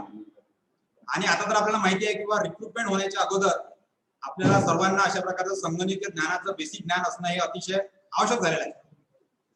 आणि नंतरच 2-3 वर्षामध्ये आपण कॉम्प्युटर तंत्रज्ञान, मायक्रोसॉफ्ट ऑफिसचे अप्लिकेशन्स आणि आपल्याला संगणकामध्ये काम करण्यासाठी जे ईमेल आहे हा आपल्याला अतिशय महत्वपूर्णरित्या वापरावा लागला. आणि अनेक ठिकाणी आता ऑफिशियली ईमेल सुद्धा आपण आता सगळा पत्रव्यवहार हा ईमेलद्वारे करतो. यामध्ये पण पत्रव्यवहार करत असताना जे आपलं शासकीय कामकाजाची पद्धत आहे त्यामध्ये गोपनीयता कशी राखायची आहे किंवा कुठल्या प्रकारचे सॉफ्टवेअर वापरायचे, कुठल्या प्रकारचे नाही वापरायचे. सुरुवातीच्या काळामध्ये आपल्याला माहिती आहे की आपण वेगवेगळ्या प्रकारच्या फॉन्टच्या संबंधीची आपण अडचणी या ठिकाणी लक्षात घेत होतो. त्यानंतर मग प्रशिक्षणादरम्यान आपण अनेक अडचणी आपल्याला आल्या, तरी आपल्या सर्व कर्मचाऱ्यांनी माहिती तंत्रज्ञानाचं जे काही कौशल्य आहे ते कौशल्य आपण सर्वांनी अवगत केलेलं आहे. आपल्यापैकी बरेच लोक या ठिकाणी एक्सपर्ट असतील. या डिपार्टमेंटमध्ये येण्याच्या अगोदर सुद्धा त्यांनी संगणक वापरलं असेल. कदाचित काही लोकांनी आपल्या डिपार्टमेंटमध्ये प्रवेश केल्यानंतर त्यांना संगणकाचं काम करण्याची आवश्यकता भासली असेल. आणि आता आपण जर लक्षात घेतलं तर आज आपण ज्या 2021 मध्ये नव्या दशकाला सुरुवात करत आहोत, यामध्ये माहिती तंत्रज्ञान हा प्रत्येक कार्यालयीन कामकाजाचा एक अविभाज्य अंग आहे. आणि ह्या अविभाज्य अंगासोबत मग मागील 2-3 वर्षामध्ये कम्युनिकेशन टेक्नॉलॉजीमध्ये आपण सुरुवातीला फक्त इन्फॉर्मेशन टेक्नॉलॉजी म्हणत होतो आणि आता त्यामध्ये information and communication technology ICT याचा समावेश आपल्याकडे झाला. आणि निश्चितपणे सुरुवातीला आपल्याकडे ज्या ठिकाणी अशा प्रकारचे शैक्षणिक कार्यालय आहेत, म्हणजे आपल्या ITI मध्ये आपण जे प्रशिक्षण देतो त्यामध्ये सुरुवातीला ICTचा समावेश करण्यात आला. आणि अशा प्रकारचा ICTचा समावेश झाल्यानंतर मग आपल्याकडे जे कोपा आणि इन्फॉर्मेशन टेक्नॉलॉजी आणि अशा प्रकारचे नवीन व्यवसाय पण आपल्याकडे समाविष्ट झाले. त्याच्या प्रकारे निरीक्षकांचं ट्रेनिंग सुद्धा आपल्या वेगवेगळ्या MTS किंवा CTSच्या ट्रेनिंग सेंटरवर झालं. आणि मग हळूहळू टप्प्याटप्प्याने आपल्या कार्यालयीन कामकाजाची जबाबदारी ही अशा प्रकारच्या संगणक एक्सपर्ट असलेल्या कर्मचाऱ्यांना सुद्धा यायला लागली. आणि आज आता आपल्याला माहिती आहे की तुम्ही कुठल्याही ट्रेडचे कर्मचारी, निदेशक असाल किंवा कुठलाही डेस्क तुमच्याकडे कार्यालयीन कामकाजाचा असेल तरीही तुमचं कॉम्प्युटर शिवाय कामकाज हे तुम्हाला शक्य नाही. शिवाय आज आपल्याकडे कामाचे वेगवेगळे अंग इतके आहेत की तुम्हाला वेळेवर प्रत्येक गोष्ट त्वरित दुसऱ्या व्यक्तीकडे किंवा त्याचा रिप्लाय आपल्याला मागवण्याचा आहे, माहिती गोळा करायची आहे, यामध्ये सुद्धा गतिमानता आलेली आहे. महाराष्ट्र शासनाने सुद्धा आपल्याला ICT तंत्रज्ञानाचा वापर आणि शासकीय कामकाजामध्ये गतिमानता आणण्याकरता हे ई-ऑफिस तंत्रज्ञान, ही ई-ऑफिसची प्रणाली यावर भर दिला. आणि आपल्याला माहिती आहे की गेल्या 5 वर्षामध्ये आपल्याकडे प्रवेशाची प्रक्रिया पहिल्यांदा ऑनलाईन झाली. त्यानंतर आपले परीक्षेचं जे कामकाज आहे ते सुद्धा आपल्याकडे ऑनलाईन झालं. त्यानंतर रिझल्ट डिक्लेअर करणे, वेबसाईटच्या माध्यमातून आपल्या सर्व ITIची जी तांत्रिक माहिती आहे ती सर्वसामान्य लोकांपर्यंत पोहोचवणे. आणि त्या सोबत आपल्याला कॉम्प्युटर सोबत कम्युनिकेशन टेक्नॉलॉजी सुद्धा वापर करावा लागला. आणि त्या माध्यमातून आज आपण अशा प्रकारच्या या ऑनलाईन प्रशिक्षणामध्ये या ठिकाणी उपलब्ध झालेलो आहोत. तर या संबंधी आपण आणखी पुन्हा पुढील आपल्या सत्रांमध्ये चर्चा करणार आहोत. तर या ठिकाणी सध्या या ठिकाणी मी थांबतो आहे. आणि आपण माननीय संचालक साहेब मला वाटते मीटिंग मध्ये जॉईन झालेले आहेत. तर आपण सरांचं मार्गदर्शन या ठिकाणी ऐकूया.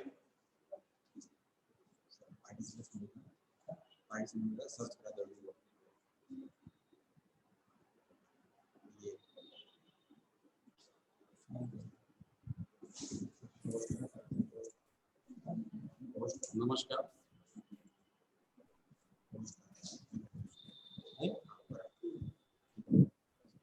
येतो का आवाज? येते साहेब? सर नमस्कार.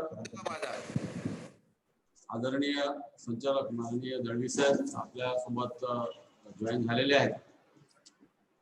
मी त्यांना विनंती करतो की कृपया त्यांनी मार्गदर्शन करावं. Good morning everybody. सर नमस्कार. नमस्कार. आवाज येतोय सर आमचा? हा येतोय.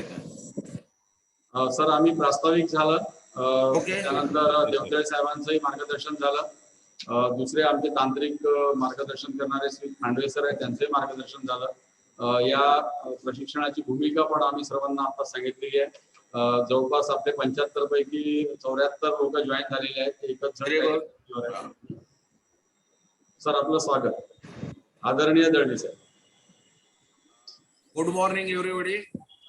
आजच्या या राज्यस्तरीय सेवा प्रवेशोत्तर परीक्षा PRT ऑनलाईन प्रशिक्षण कार्यक्रमाला उपस्थित असलेले अमरावती विभागाचे सहसंचालक श्री देवताडे, या प्रोग्रामचे कोऑर्डिनेटर श्री येते साहेब, भुते साहेब, आमच्या संचालनातील सर्व अधिकारी आणि ज्यांच्याकरता हा कार्यक्रम ठेवलेला आहे असे सर्व माझे कर्मचारी बंधू आणि भगिनींनो. मला वाटतं की अमरावतीच्या प्राचार्य देशमुख मॅडम पण जॉईन झालेले आहेत. त्यांचं पण याच्यामध्ये DVTच्या वतीने मी स्वागत करतो आणि आपल्या सर्वांचं सुद्धा स्वागत करतो.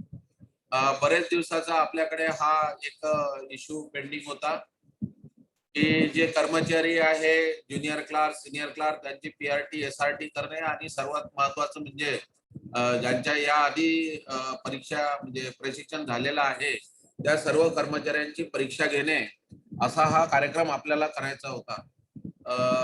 करोनाचा हा कालावधी बघता आपल्याला फिजिकल ट्रेनिंग करणं शक्य होत नव्हतं. बऱ्याच दिवसापासून आपण प्रयत्न करत होतो की एक वेळा करोनाचा हा संसर्ग कमी झाला की मग आपण फिजिकल ट्रेनिंग सुरू करू आणि कर्मचाऱ्यांना याच्यामधून दिलासा देण्याची कार्यवाही करू. परंतु आपण बघताय की हा पॅन्डेमिक जो कालावधी आहे हा निरंतर वाढत राहिलेला आहे. दुसऱ्या वेव्ह नंतर तिसऱ्या वेव्ह येण्याची शक्यता आहे आणि त्यामुळे जे रिलॅक्सेशन आपल्याला फिजिकल ट्रेनिंग साठी पाहिजे ते मिळण्याची शक्यता थोडी कमी झालेली आहे. आणि म्हणून सरते शेवटी आम्ही मागच्याच 1 तारखेला हा प्रशिक्षण कार्यक्रम ऑनलाईन करण्याचा प्रयत्न केलेला होता. परंतु काही तांत्रिक अडचणी आणि आपल्या ऍडमिनिस्ट्रेटिव्ह काही प्रॉब्लेम्स यामुळे आपल्याला ते 1 तारखेपासून सुरू करता आलं नाही. तरी अमरावती प्रादेशिक कार्यालयाने यामध्ये कंटिन्युअस प्रयत्न करून आणि हे सर्व कोऑर्डिनेशन करून आजच्या या पहिल्या बॅचच्या प्रशिक्षणाचा उद्घाटन होत आहे. मला मनस्वी अत्यंत आनंद होत आहे की कर्मचाऱ्यांना जे प्रशिक्षण पाहिजे त्या आणि जे आतुरतेने वाट पाहत होते त्या प्रशिक्षणाचा आज आपण उद्घाटन करतो आहे आणि आजपासून हे प्रशिक्षण सुरू होत आहे. यामध्ये PRT साठी जवळपास 140+ एवढे विद्यार्थी आहेत आणि SRT साठी सुद्धा मला वाटते 30+ काही किंवा 50+ असे विद्यार्थी आहेत. या प्रशिक्षणासाठी PRT ला आपल्याला 2 भागामध्ये हे करायचं आहे. त्यामधली पहिली बॅच जी आहे 75 प्रशिक्षणार्थ्यांची ती आज आपण घेतलेली आहे आणि दुसऱ्या बॅच मधल्या प्रशिक्षणासाठी लवकरच आपण आता आपला हा कार्यक्रम सुरू करणार आहे. त्याचप्रमाणे SRT साठी सुद्धा हा कार्यक्रम सुरू करणार आहे. यामध्ये विशेषतः जे प्रशिक्षणार्थी आहेत ते सर्व एम्प्लॉई आहे आणि त्या प्रशिक्षणार्थी हे 6 आठवड्याचं प्रशिक्षण आपल्याला पूर्ण करायचं आहे. त्याच्यामध्ये महत्वाची गोष्ट अशी आहे की आपण ऑनलाईन प्रशिक्षण काही दिवसभर देऊ शकत नाही. It is not possible. त्यामुळे आपण सकाळच्या सत्रामध्ये हे प्रशिक्षण केलेलं आहे. दुपारच्या सत्रामध्ये मात्र आपण प्रत्येकाने आपापल्या कार्यालयामध्ये जो आपला सेक्शन असेल तो सेक्शन प्लस इतर सेक्शनची आपण माहिती किंवा प्रॅक्टिकल स्वरूपामध्ये त्याचं काम करावं.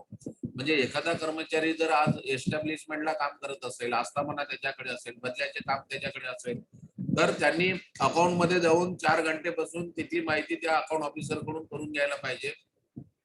छोट्या आयट्यामध्ये जास्त प्रॉब्लेम येणार नाही, पण ज्या मोठ्या RO आहे, HO आहे तिथे ह्या फॅसिलिटी त्यांना उपलब्ध होऊ शकते. परंतु छोट्या आयट्याचा एखादा कर्मचारी असेल आणि तो एकच कर्मचारी असेल तर त्यांनी सकाळचं हे प्रशिक्षण झाल्यानंतर दुपारी त्याला अकाउंट विषय काही माहिती असेल ते त्याच्या प्राचार्याकडून घेण्यात यावी आणि तशा गाईडलाईन पण आपण सविस्तर इश्यू करणार आहे. म्हणजे हे प्रशिक्षण पूर्ण दिवसभराचं आहे आणि म्हणून तुम्ही हे प्रशिक्षण करत असताना आपल्या कार्यालयामध्ये सुद्धा जॉईन व्हायला पाहिजे. नाहीतर मग कर्मचारी म्हणेल की मी घरी बसतो आणि फक्त 4 तासाचं प्रशिक्षण घेतो तर त्याचं प्रशिक्षण पूर्ण होणार नाही.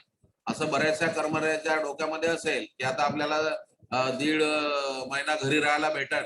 असं नाही आहे. तुम्हाला पूर्ण प्रशिक्षण करायचं असेल तर 4 तास सकाळच्या सत्रामध्ये आणि 4 तास दुसऱ्या सत्रामध्ये आपल्याला प्रात्यक्षिक करायचं आहे. आपल्याकडे भरलेली पदे रिक्त असलेली पदे त्याचा विचार करता या एवढ्या मोठ्या संख्येने आपल्याला पूर्ण प्रशिक्षणाकरता तुम्हाला सोडता येणार नाही आणि म्हणून ही प्रशासनाची बाजू सुद्धा तुम्ही समजून घ्यायला पाहिजे. दुसरी गोष्ट, या प्रशिक्षणासाठी प्रत्येक कार्यालयाने त्याच्याकडे जे काही संसाधनं उपलब्ध आहेत त्यांना फ्रीमध्ये लिंक उपलब्ध करून द्यायला पाहिजे, नेटची सुविधा करून द्यायला पाहिजे. लॅपटॉप असेल तर ते लॅपटॉप द्यायला पाहिजे किंवा कॉम्प्युटर असेल तर कॉम्प्युटरची सोय सुद्धा आपल्या कार्यालयामध्ये सर्व कर्मचाऱ्यांना उपलब्ध करून द्यायला पाहिजे. आणि एवढं सर्व जर नसेल तर मग कर्मचाऱ्यांनी त्याच्या प्रत्यक्ष फोनद्वारे किंवा काही त्याच्याकडे जे साहित्य असेल त्याच्याद्वारे हे प्रशिक्षण घेणं आवश्यक आहे. आणि म्हणून सर्व कर्मचाऱ्यांनी आपापल्या कार्यालयामध्येच उपस्थित राहायचं आहे. त्या कार्यालयामध्ये आपण पहिल्या सत्रामध्ये स्वतंत्र आपली बसण्याची व्यवस्था करावी जिथे आपल्याला हे प्रशिक्षण मिळेल आणि तसं प्रत्येक कार्यालय प्रमुखाने याची दक्षता घेणं सुद्धा आवश्यक आहे. म्हणजे कार्यालय प्रमुखाने 3 गोष्टी करणं आवश्यक आहे. नंबर 1, जे कर्मचारी आपले प्रशिक्षणासाठी आहे त्यांना प्रशिक्षणासाठी जॉईन करण्याचे एक आदेश निर्गमित करणे. दुसरं, त्यांना सोयी उपलब्ध करून देणे. मग तुमच्याकडे कॉम्प्युटर लॅब असेल किंवा ऑफिसचे कॉम्प्युटर असेल ते त्यांना उपलब्ध करून द्या, त्यांचं ट्रेनिंग होणे.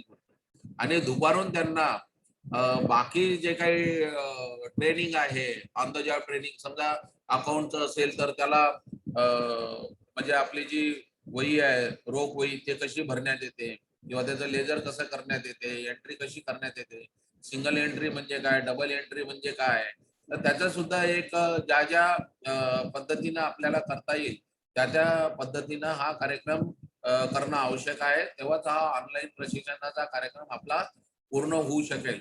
आणि जर समजा हे तुमचं 1 महिन्याचं जर ट्रेनिंग झालं आणि यानंतर जर समजा आपल्याला रिलॅक्सेशन मिळालं तर पुन्हा आपण एक 8 दिवसाचं किंवा 15 दिवसाचं फिजिकल ट्रेनिंग जर प्रत्येक विभागामध्ये काही शक्य झालं ते सुद्धा करण्याचा आपण प्रयत्न करू, जेणेकरून आपल्याला 1 to 1 आपल्या ज्या काही अडचणी आहे त्या अडचणी आपल्याला सॉल्व्ह करता येईल.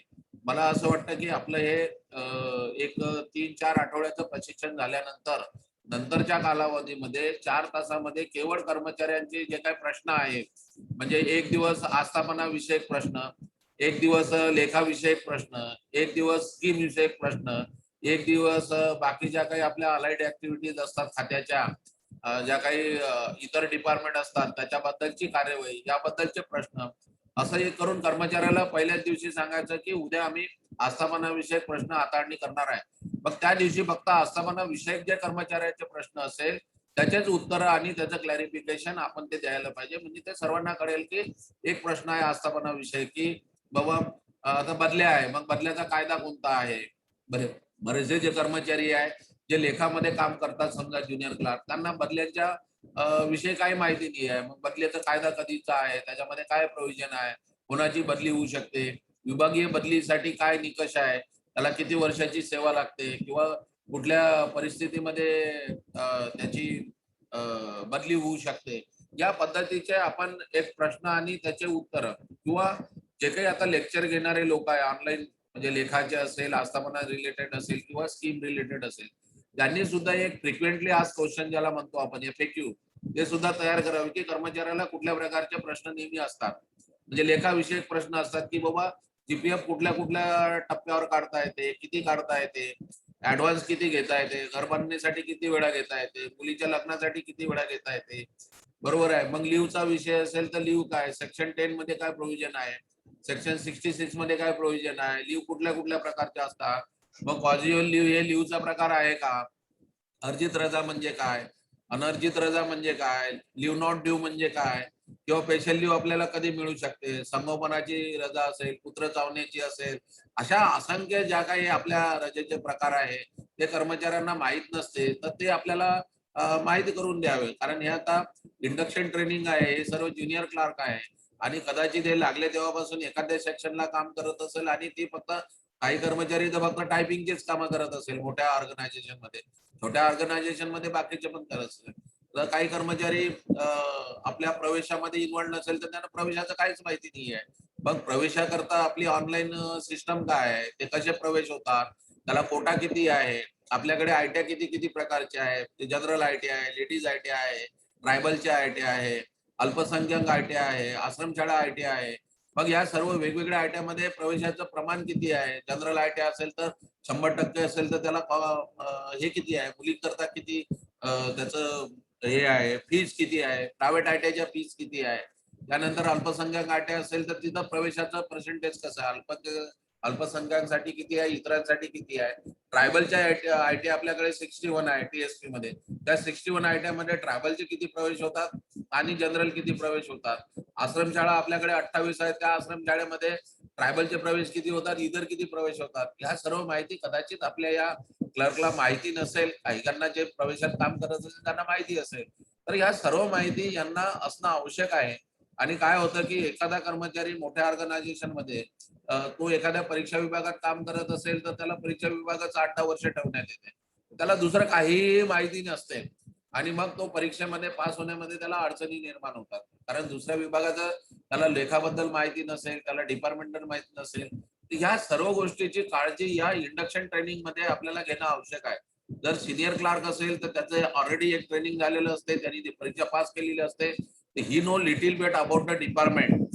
तर त्याच्यामध्ये आपल्याला एक उच्च ऍडव्हान्स टाईपचं प्रशिक्षण घ्यायचं असते. पण हे जे आता आपले ज्युनियर क्लार्क जे प्रशिक्षणार्थी आहे यांना मात्र आपल्याला इंडक्शन टाईपचं ट्रेनिंग द्यायचं आहे की जेणेकरून या डिपार्टमेंटचा पूर्ण म्हणजे एक अधिकारी असेल तर त्याने डिपार्टमेंटची पूर्ण जी रचना आहे. बऱ्याच लोकांना तर ही माहिती नाही की आपलं जे वरचं मंत्रालय आहे ते कुठलं आहे. कौशल्य विभागाचं आहे. कौशल्य विभागामध्ये अजून कुठले कुठले डिपार्टमेंट आहे. त्याच्यानंतर आपलं डायरेक्टर असेल तर आपले 6 जॉईंट डायरेक्टरचे ऑफिसेस आहे, डीओचे ऑफिस आहे, प्राचार्य आहे, टेक्निकल हायस्कूल आहे. आपल्याकडे किती स्कीम चालतात. तर बऱ्याचशा लोकांना त्या स्कीम बद्दल सुद्धा माहिती नाही आहे. तर ती माहिती करून देणं त्यांना आवश्यक आहे की आपल्या डिपार्टमेंटमध्ये 2 लेखा हेड्स मध्ये काम चालते हे सुद्धा बऱ्याच लोकांना माहित नाही. जे आपण 22-30 हे लेखा शीर्ष आहे ते प्रशिक्षणाचं आहे. 2203 आहे ते आपलं व्यवसाय शिक्षणाचं आहे. तांत्रिक शिक्षण भाग 2चा आहे. मग आपल्या 22-30 मध्ये कुठल्या कुठल्या योजना येतात, आयटीआय येतात, अप्रेंटिसशिप येतात, एव्हीटीएस योजना येते. या सर्व योजना आपल्या आयटीआय रिलेटेड प्रशिक्षणाच्या 22-30 मध्ये आहे. मग 2203 मध्ये काय येते तर तुमचं टेक्निकल हायस्कूल येते, बायपोकल येते, एमसीव्हीसी येते आणि महाराष्ट्र राज्य व्यवसाय शिक्षण परीक्षा मंडळ पूर्वीचं आता त्याचं नाव बदललेलं आहे. कौशल्य विकास आपण असं नाव केलेलं आहे. ह्या सर्व गोष्टी ज्या आहे की मग यांचं 2203 मध्ये अजून काय कार्यक्रम येतात. मग प्लॅनिंगच्या बाबतीमध्ये तर फारच कर्मचाऱ्याचं नॉलेज शून्य असल्यासारखं आहे की आपल्या डिपार्टमेंटचं प्लॅनिंग कसं होते.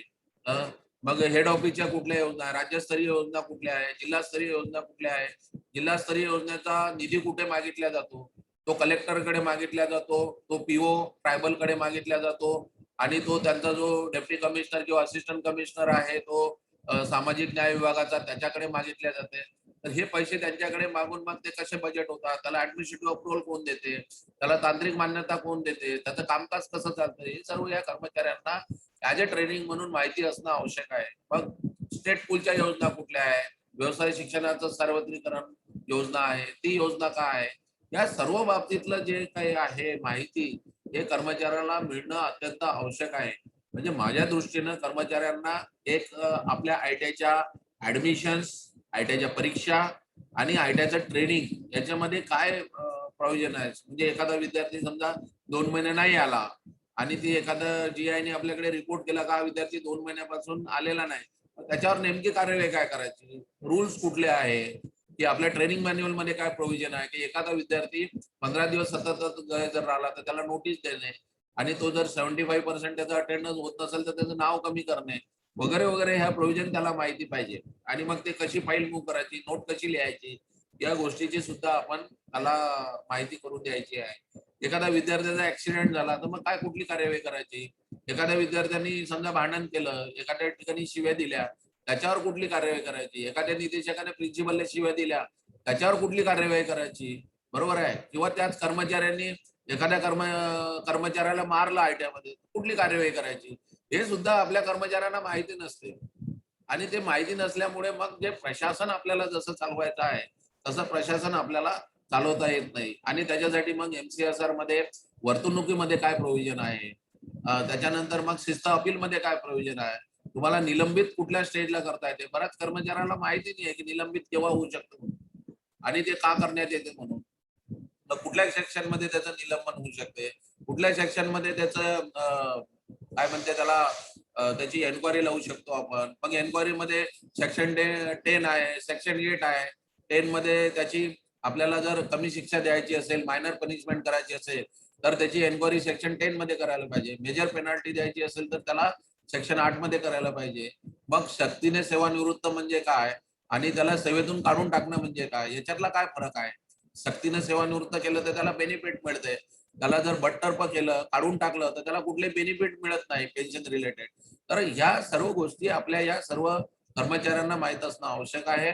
आपल्याला ते ट्रेनिंग मिळेल, परंतु आपण सुद्धा नुसतं ट्रेनिंगच्या भरोश्याने आता अभ्यास करणं सुद्धा आपलं काम आहे की आजपासून आता आपला अभ्यास सुरू करा. 1.5 महिना तुम्ही आता ट्रेनी आहे, कर्मचारी जरी असले तरी ट्रेनी आहे आणि अवेलेबल आहे सर्व साहित्य, त्या प्रकरणाच्या नोट्स अवेलेबल आहे, त्या नोट रेफर करा.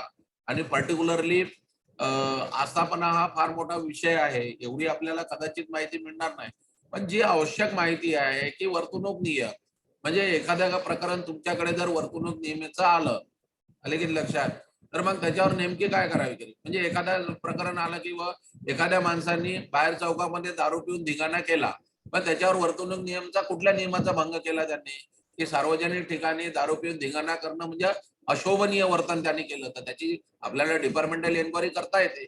हे आपल्या कर्मचाऱ्याला माहित असलं पाहिजे की एखाद्या कर्मचाऱ्यांनी एखाद्या संस्थेमध्ये त्याला भाग घेता येईल का, राजकारणामध्ये त्याला भाग घेता येईल का, राजकारणामध्ये भाग घेतला तर कोणत्या नियमाचं त्यांनी उल्लंघन केलं, तर तो आपल्या डिपार्टमेंटचं काही पतपेढीचं इलेक्शन आहे ते तो लढू शकतो काय, असे प्रश्न आपल्या समोर येतात. ते आपल्याला माहिती नसते.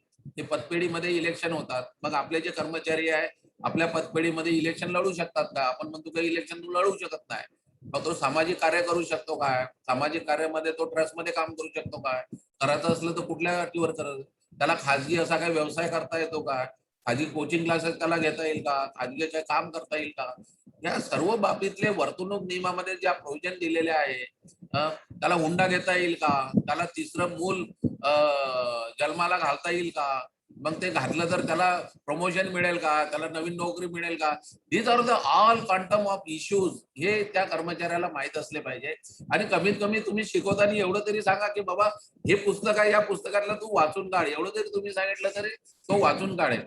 तर देर आर सो मेनी वर्तणूक नियम. आणि मग तुमच्या काय होतं की आपण एक वेळा जर प्रशिक्षण दिलं तर बघा माणसं चुकीच्या पद्धतीने काम 2 पद्धतीने करतात, की एक त्याला याच्याबद्दलचं काही माहितीच नसते, नॉलेजच नसते की बा असं केलं तर असं होऊ शकतं ना, हा नियम आहे. आणि दुसरं एक कर्मचारी असतात की सर्व नियम त्याला माहित आहे, सर्व समजते, बरोबर आहे, तरी तो तसं करतो. म्हणजे त्याच्यामध्ये ती कॅपॅसिटी असते की काही झालं तर बाबा मी समजून घेईल किंवा त्याला काय सामोरं जाईल अशी माझी तयारी आहे. अशा 2 प्रकारचे लोक असतात. तर त्याच्यातला जो पहिला भाग आहे की अज्ञान, हे अज्ञान फार मोठ्या प्रमाणात असते की त्याला हेच माहित नाही की हे केलं तर मी याचा कुठल्या नियमाचा भंग याच्यामध्ये होतात. बरेच लोक प्राचार्याकडे जातात, अधिकाऱ्याकडे जातात, खूप तावातावाने बोलतात, जोरजोऱ्याने बोलतात, आलं की लक्षात, आंदोलनकारी भाषा करतात. त्यांनी जर हे नियम वाचले तर निश्चितच त्याला माहिती होईल की नाही बाबा असं करणं म्हणजे हा अशोभनीय वर्तणुकीचा प्रकार आहे, असं आपल्याला करता येत नाही, या नियमाचा भंग झाला तर असे जे आपल्याला आपल्यावर कार्यवाही होऊ शकते. तर हे जर एक वेळा नियम आपण सर्व कर्मचाऱ्यांना शिकवले वर्तणूक नियम, तर तो वाचूनच एवढा हे होऊन जाईल की बाबा एवढे नियम आहे, म्हणजे आपल्याला तर दररोज आपला बॉस कधी आपल्याला शिक्षा करू शकतो, एवढे मोठे नियम आहेत. आले की लक्षात. म्हणजे लेट येणं हा सुद्धा एक शिक्षाभंगाचा प्रकार आहे, अशोभनीय वर्तन आहे. आले की लक्षात. किंवा आपल्या जास्त दिवस फाईल पेंडिंग ठेवणे, 2-2 महिने 3-3 महिने फाईल पेंडिंग ठेवणे, हा सुद्धा दप्तर दिरंगाईचा कायदा आहे. कुठली फाईल तुम्ही 8 दिवसाच्या वर तुमच्याकडे ठेवू शकत नाही. ती फाईल तुम्हाला काहीतरी त्याला त्रुटी लावून तुम्ही करायला पाहिजे. आपण कार्यालयामध्ये पाहतो किती दिवस आपण प्रलंबित फाईल ठेवतो. म्हणजे तुमच्या बॉसच्या मनात जर आलं तर तुम्ही 8 दिवसाच्या वर जर तुमच्याकडे फाईल ठेवली तरी तुमच्यावर शिस्तभंगाची कार्यवाही होऊ शकते, त्याला दुसरं काही कारण नाहीये. पण ह्या सगळ्या गोष्टी कशा असते की सामोपचाराने आणि एक वेळेचं बंधन वगैरे न पाळल्यामुळे किंवा तुमचे चांगले संबंध त्या बॉसशी असते म्हणून ते घडतं. पण तुम्ही जर म्हटलं की नाही मला सर्व नियम समजते आणि त्या बॉसनं जर नियम तुम्हाला दाखवले तर दररोज तुम्ही सस्पेंड होऊ शकता, असे वर्तणूक नियम आहे. पण ते नियम तुम्ही वाचले पाहिजे तर तुम्हाला वाटेल, नाहीतर मग तुम्हाला वाटेल की काय आहे याच्यामध्ये, काहीच नाहीये. प्रत्येक नियम तुम्ही बघा, वर्तणूक नियमाचे जेवढे आहे त्याच्यात क्लिअर लिहिलेलं आहे. आले की लक्षात? म्हणजे कुठला कर्मचारी किती रुपयाची वस्तू घेऊ शकतो विदाऊट बॉसला सांगून, आले की लक्षात? तुम्ही बघा त्या वर्तणूक नियमामध्ये, आणि मग तुमच्या लक्षात येईल की अरे याच्यापेक्षा जास्त किती आपण खरेदी केलेली आहे घरासाठी, आले की लक्षात? आजच आपण वर्तणूक नियमाचा भंग केलेला आपल्याला कार्य होऊ शकते जर माहीत झालं तर या पद्धतीनं आपल्याला ते नियम माहीत असणं आवश्यक आहे.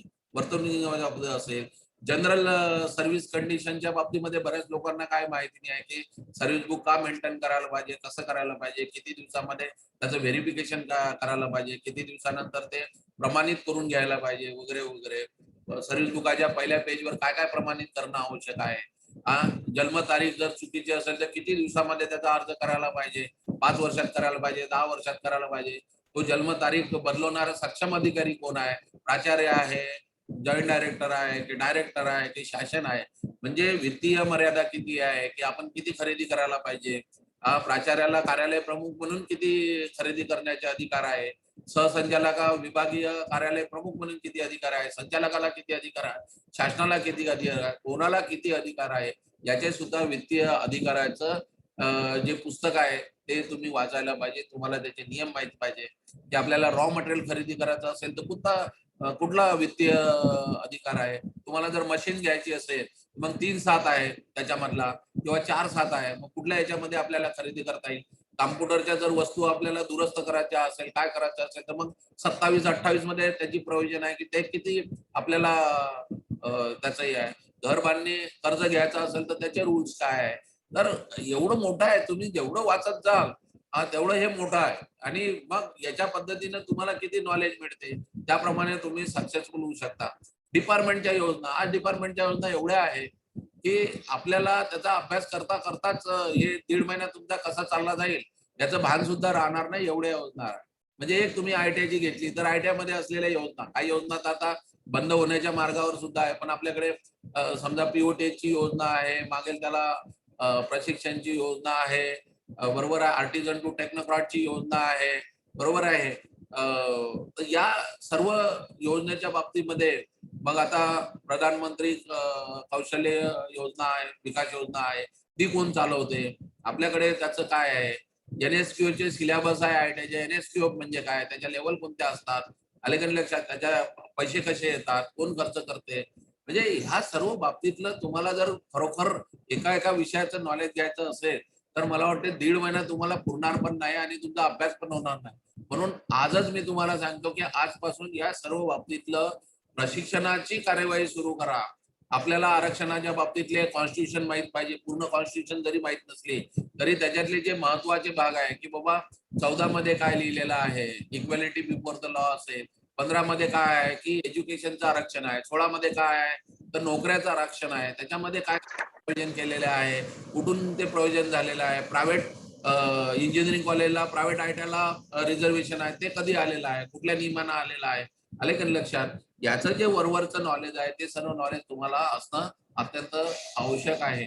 आणि म्हणून मग कॉन्स्टिट्यूशन असू द्या, त्याचं थोडं नॉलेज असू द्या, आपल्या डिपार्टमेंटचा जे काही अलाइड ब्रँचेस आहे की आपला कोणाकोणाशी संबंध येतो, फायनान्सशी संबंध येतो, मग फायनान्सकडे कुठल्या फाईल जातात, आपल्याला फायनान्सची मंजुरीची गरज कधी असते, GEDच्या मंजुरीची गरज कशी असते, RR कसे बनतात, रिक्रुटमेंट रूल कसे बनतात, ते रूल कसे फ्रेम होतात, रूल कुठून कुठे जातो, कोणी त्याला मान्यता द्यायची असते, त्याचा प्रवास कसा होतो. म्हणजे रूल डायरेक्टर कडून शासनाकडे जातात, आपल्या संबंधित विभागाकडे, संबंधित विभागाकडून GAD कडे जातात, GAD कडून पुढे ते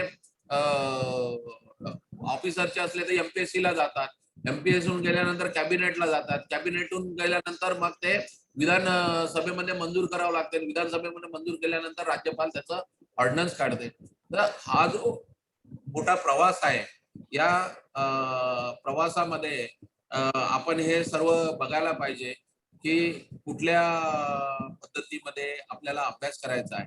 मी हे सर्व का सांगतोय तुम्हाला, का सांगतोय, तुम्हाला एक प्रश्न पडला असेल की डायरेक्टर हे सर्व आपल्याला का सांगून राहिलेले आहे. मी याच्यासाठी सांगतो आहे की हे बघा किती मोठा हा विषय आहे. तुम्हाला प्रशिक्षणाचा विषय फार छोटा वाटत असेल म्हणून याच्यावर मी एलॅबरेट करतो की एक विषयावर जर तुम्ही गेला तर फार मोठा विषय आहे. तुमच्या असं लक्षात येईल की अरे बापरे, हा तर फार मोठा विषय आहे, हा एक जरी विषय घेतला तरी आपल्याला 1.5 महिना अभ्यासाला लागेल. आणि मग तुम्हाला वेगवेगळ्या कॉम्पिटेटिव्ह एक्झाम, कारण आता या सर्व जे काही कर्मचारी यांचं वय पण कमी आहे ज्युनियर क्लासचं, त्यांना इतर पण काही कॉम्पिटेटिव्ह एक्झाम द्यायच्या असतात आपल्या अपग्रेडेशनसाठी, त्याच्यासाठी सुद्धा आपल्याला तयारी या माध्यमातून करता येईल. आणि तुम्हाला जर एक वेळा चांगलं हे माहिती झालं, पास होणं हा काही फार मोठा प्रश्न नाही. PRT SRT मध्ये पास होणं हा खूप सिंपल विषय आहे आणि छोटा विषय आहे. याच्यामधलं नॉलेज घेणं आणि कॉम्पिटन्सी प्राप्त करणं हा विषय मोठा आहे. आम्ही बघतो की जे लोक PRT SRT पास केलेले आहे, एटलार झालेले, वयत झालेले आहे, त्यांचे पण प्रॉब्लेम येतात. त्यांना पण काय माहित नसते बऱ्याच वेळा, म्हणजे त्यांनी तो अभ्यास केलेला नसते, पासिंग साठी फक्त अभ्यास केलेला असते अशा टाईपचं. जसं बरेच लोक MSCIT पास झालेले आहे पण त्यांना टायपिंग येत नाही, त्यांना वर्ड मध्ये काम करता येत नाही, त्यांना एक्सेल मध्ये काम करता येत नाही, पण MSCIT पास झालेले आहे. हो का, कारण ते पास करावं लागते म्हणून. तर पास होणे ही गोष्ट वेगळी आहे आणि तुम्हाला त्याचा एक्सपिरियन्स असणे, त्याची प्रॅक्टिस असणे, त्याचं स्किल असणे हा विषय वेगळा आहे. आणि म्हणून प्रत्येक विषय प्रामुख्याने तुम्ही नोटिंग करा की या विषयामध्ये आपल्याला मोठ्या प्रमाणामध्ये ही सर्व कार्यवाही करायची आहे. त्याच्यामध्ये एस्टॅब्लिशमेंट सुद्धा फार मोठा विषय आहे. त्याच्यामधले जे MCSR रूल असेल, जनरल कंडिशन ऑफ सर्व्हिस असेल, लिव्ह रूल असेल, पेन्शन रूल असेल, त्या सर्वांचा आपल्याला थोडा थोडा जो काही आपल्या दृष्टीनं आवश्यक तो अभ्यास आपल्याला करायचा आहे. एखाद्या कर्मचाऱ्याची रजा आलेली असेल, त्याच्या खात्यामध्ये एकही रजा शिल्लक नसेल तर त्याला रजा देता येते का, असा जर प्रश्न प्राचार्यांनी तुम्हाला विचारला किंवा अथॉरिटीने विचारला, तुम्हाला सांगता आला पाहिजे की येस साहेब याला देता येते, नाही देता येत. देता येत नसेल तर कोणत्या नियमानुसार आणि देता येत असेल तर कोणत्या नियमानुसार, ते सर्व आपल्याला माहिती पाहिजे. आणि म्हणून हे विषय जे आहे हे फार मोठे विषय आहे. त्याच्यामध्ये वाचनाची आणि वाचून ते समजून घेण्याची आपल्याला शक्ती असायला पाहिजे आणि त्याची आपण प्रॅक्टिस करायला पाहिजे. लेखा विषय सुद्धा फार मोठा आहे की तुमच्या सॅलरी पासून, तुमचे ट्रॅव्हलिंगचे बिल असेल, तुमचे पेन्शन केस असेल, ग्रॅज्युटी असेल, JIS असेल, आले की लक्षात, किंवा एखादा कर्मचारी मृत झाला, त्याने लोन घेतलं असेल तर त्या कंडिशन मध्ये त्याचं काय माफ होते, व्याज माफ होते, मुद्दल माफ होते.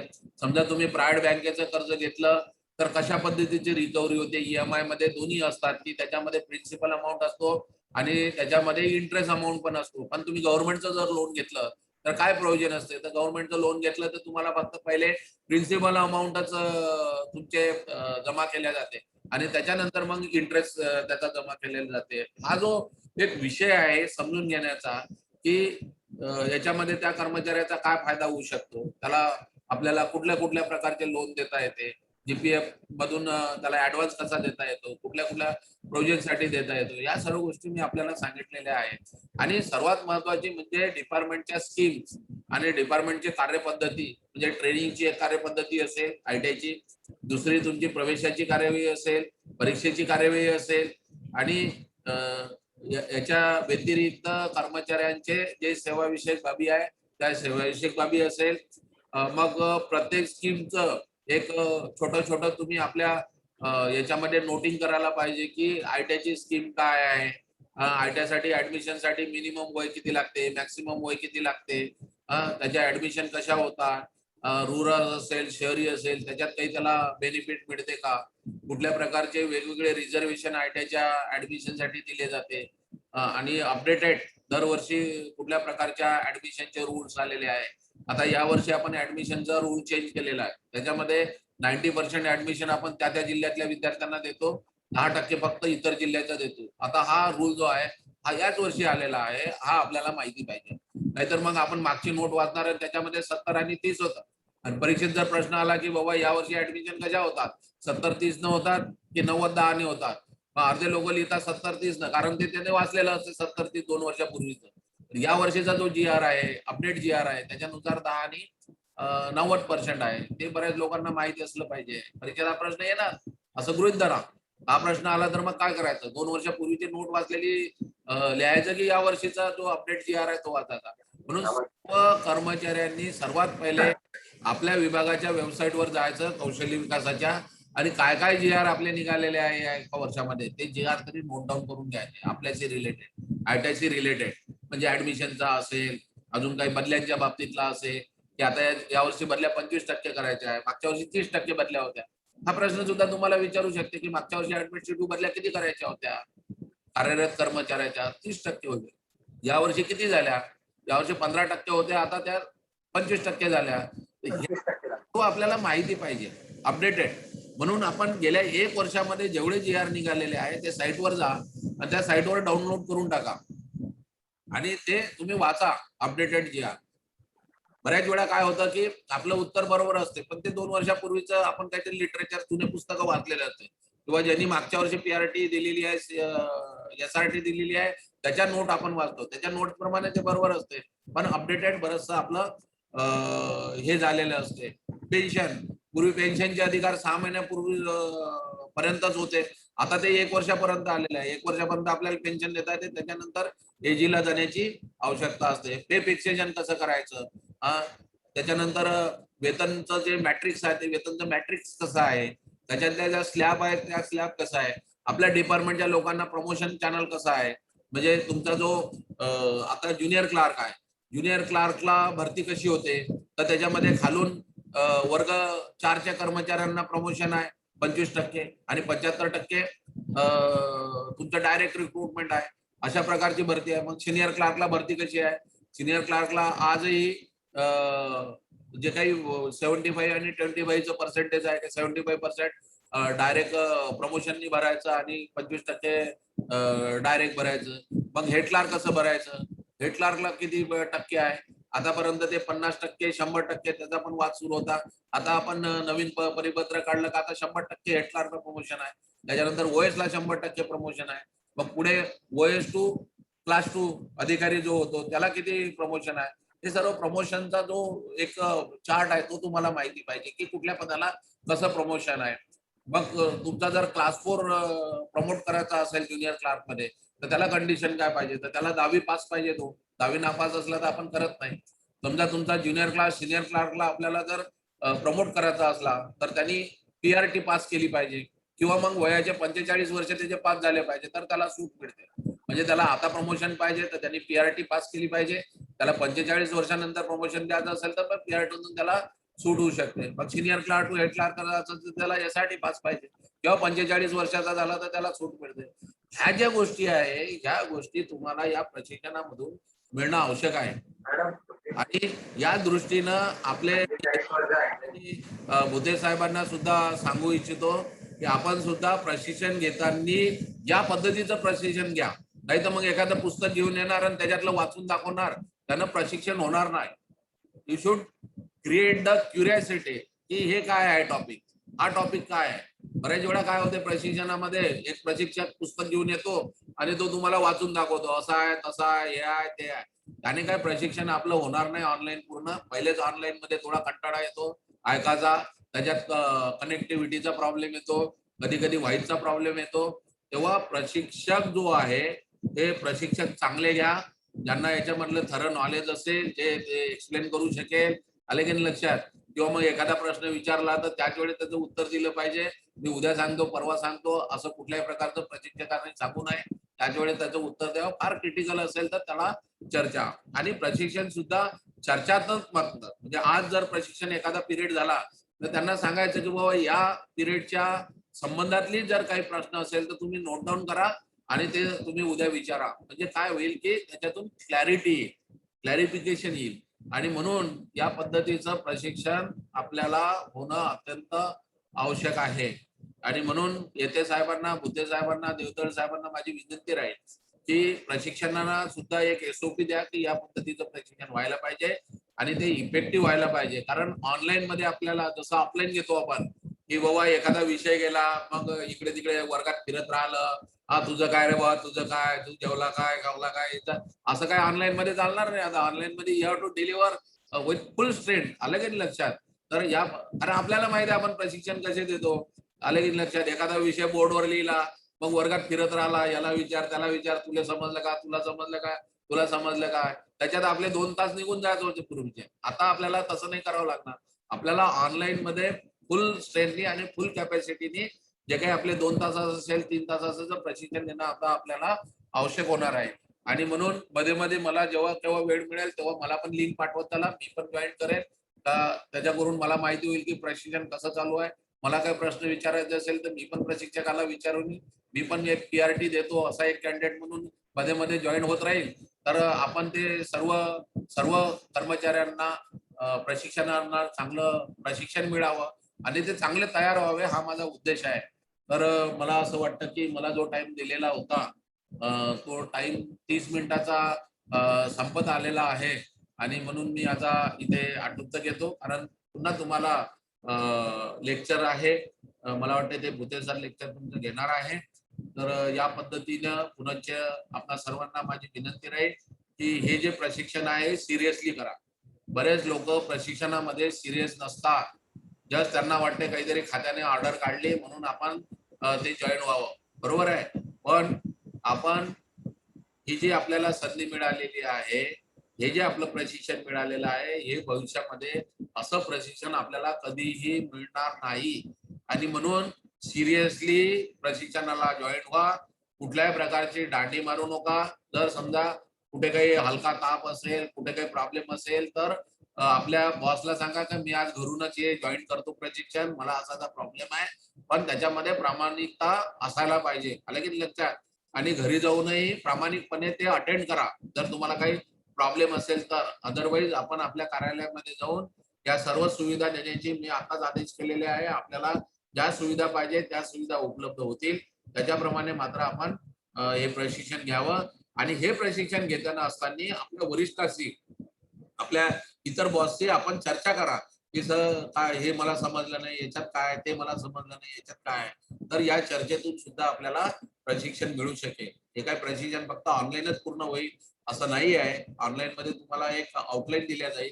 त्याचं मात्र तुम्ही चर्चा करून पुस्तकं वाचून किंवा डाऊट आलं तर विचारलं तरी काही हरकत नाही. तर या पद्धतीनं मी आता माझं जे काही लेक्चर म्हणा, मार्गदर्शन म्हणा किंवा एक की पॉइंट ऍड्रेस म्हणा ते मी इथे थांबवतो. आपल्याला सर्वांना या ऑनलाईन प्रशिक्षणाच्या शुभेच्छा देतो आणि आपण चांगले DVTचे एक आधारस्तंभ निर्माण होईल या प्रशिक्षणातून अशी आशा व्यक्त करतो. अमरावती विभागाचे पर्टिक्युलरली त्यांनी हा कार्यक्रम आयोजित केला. ते आपल्या खांद्यावर ही सर्व जबाबदारी येते साहेबांनी, देवतळे साहेबांनी, भुते साहेबांनी घेतली. त्याबद्दल त्यांचे सुद्धा आभार व्यक्त करतो. माझे 2 शब्द थांबवतो. जय हिंद, जय महाराष्ट्र. धन्यवाद सर. अतिशय मोलाचं असं मार्गदर्शन केलं आपल्या नेहमीच्या कुमारदार शैलीमध्ये. सर 1-2 गोष्टी थोड्याशा नमूद करू इच्छितो ज्या मी प्रास्ताविकामध्ये आधी घेतलेल्या होत्या.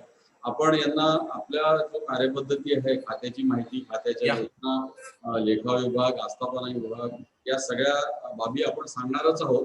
पण याच्या सोबतच आपण 2-3 महत्वाच्या इतरही गोष्टी यांना देतोय. पहिली गोष्ट म्हणजे संगणकाचा जो इंटरॅक्टिव्ह वापर म्हणजे जास्तीत जास्त महत्तम कम्प्युटरचा वापर कसा करावा. बऱ्याचदा असं लक्षात येतं की कम्प्युटर्स फक्त एक लेटर टाईप करणे किंवा जास्तीत जास्त वर्डमध्ये काही एखादा डाटा करणे किंवा एक्सेलमध्ये काही डाटा करणे.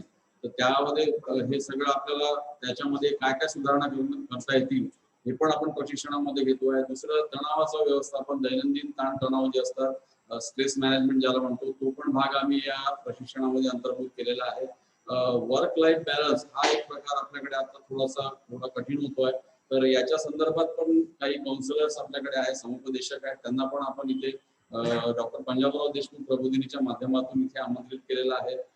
तिसरा इंटर पर्सनॅलिटी डेव्हलपमेंट आणि कम्युनिकेशन स्किल या विषयावरचे तज्ज्ञांना पण आपण या प्रशिक्षण कार्यक्रमामध्ये आपण अंतर्भूत केलेला आहे. विशेष म्हणजे मला सांगायला आनंद वाटतो की डॉक्टर पंजाबराव देशमुख प्रबोधिनीतल्या सर्व जे काही स्टाफ आहे, सध्याचा कार्यरत स्टाफ आणि त्यांच्याकडे येणारे जे बाहेरचे जे व्याख्याते आहेत त्यांनी आपल्याला सहकार्य करायचं इथे आश्वासन दिलेलं आहे. डॉक्टर पंजाबराव देशमुख प्रबोधिनीने तर आपल्याला हेही सांगितलं की काही क्लास जर तुम्हाला आमच्या मार्फतही घ्यायचे असतील तर ते सुद्धा तिथे ऑनलाईन त्यांचे तज्ज्ञ आपल्याला उपलब्ध करून देणार आहेत.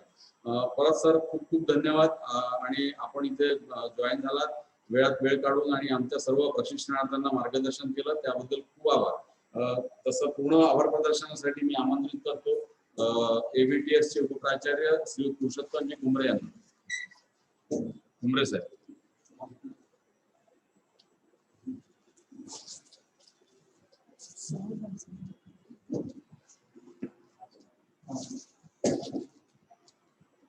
राज्यस्तरीय शासकीय सेवा प्रवेशोत्तर परीक्षा ऑनलाईन प्रशिक्षण उद्घाटन कार्यक्रमाप्रसंगी उपस्थित आदरणीय माननीय दळवी साहेब, संचालक व्यवसाय शिक्षण व प्रशिक्षण संचालनालय महाराष्ट्र राज्य मुंबई, तसेच याच्या कार्यक्रमाला उपस्थित या विभागाचे सहसंचालक माननीय श्री देवते साहेब, तसेच या प्रादेशिक कार्यालयाचे जे राज्यस्तरीय समन्वयक आहे माननीय नरेंद्रजी येते साहेब, तसेच माननीय मुते साहेब, सहसंचालक अतांत्रिक प्रादेशिक कार्यालय अमरावती, या संस्थेच्या प्राचार्य माननीय देशमुख मॅडम, तसेच आजच्या मार्गदर्शनासाठी उपस्थित मान्यवर श्री खांडवे सर आणि इतरही आमचे अधिकारी बंधू आणि भगिनी, त्याचबरोबर या कार्यक्रमाला प्रामुख्याने उपस्थित झालेले जॉईन झालेले सर्व सहकारी वर्ग, या सर्वांचं मी मनपूर्वक सर्वप्रथम स्वागत करतो. आणि आज या उद्घाटन प्रसंगी खात्याच्या सर्व प्रमुख माननीय दळवी साहेब यांनी अत्यंत मोलाचं आणि सखोल असं मार्गदर्शन आपल्या खास शैलीमध्ये केलेलं आहे आणि त्यांनी एक सुंदर मेसेज सुद्धा दिलेला आहे की हे प्रशिक्षण तुम्ही मनापासून केलं पाहिजे आणि यातून आपलं ज्ञान वाढवलं पाहिजे आणि आपल्या कार्यशैलीचा कसा तुम्ही उमटवला पाहिजे आणि आपल्या कार्यपद्धतीनं आपल्या ज्ञानाने या खात्याची प्रतिमा पण उंचावेल असं त्यांनी आशावाद व्यक्त केलेला आहे. या प्रसंगी माननीय दळवी साहेबांचं मी या एव्हीटीएस विभागातर्फे मनापासून आभार व्यक्त करतो.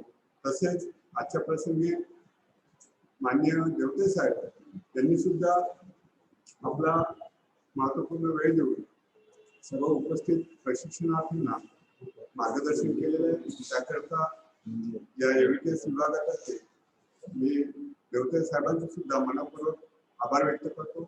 त्याचबरोबर येथे उपस्थित राज्यस्तरीय समन्वय आणि येते साहेब त्यांचा सुद्धा सक्रिय सहभाग आणि त्यांची धडपड आपल्या सर्वांना हे नॉलेज शेअर करण्यासाठी या ऑनलाईन पद्धतीने आम्हाला संपूर्ण सहकार्य केलेलं आहे आणि प्रोत्साहन सुद्धा दिलेलं आहे.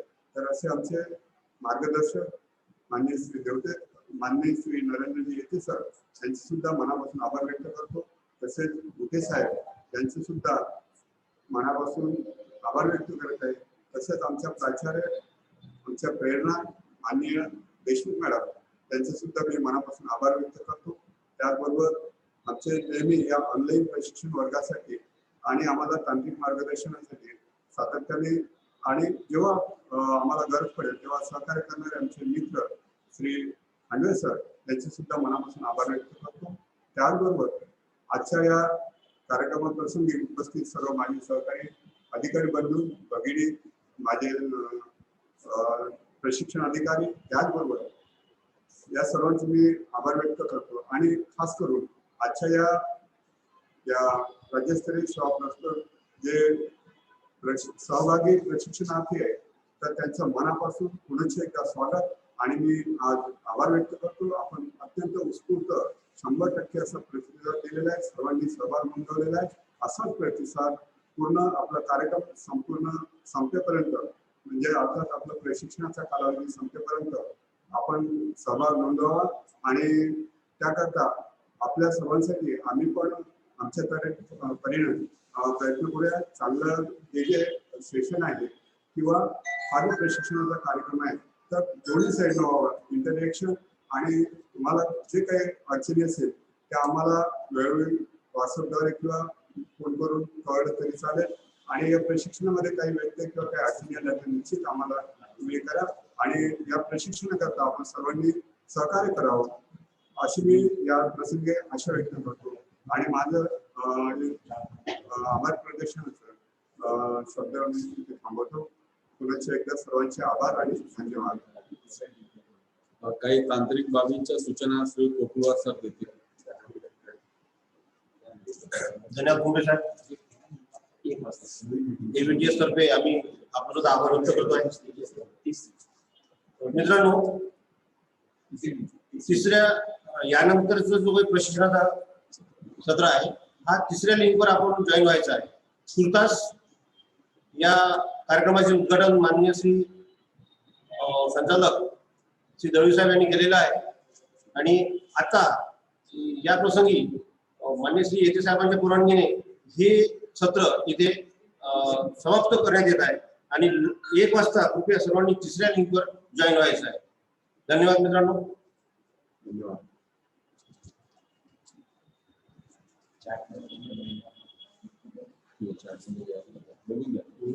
आम्हाला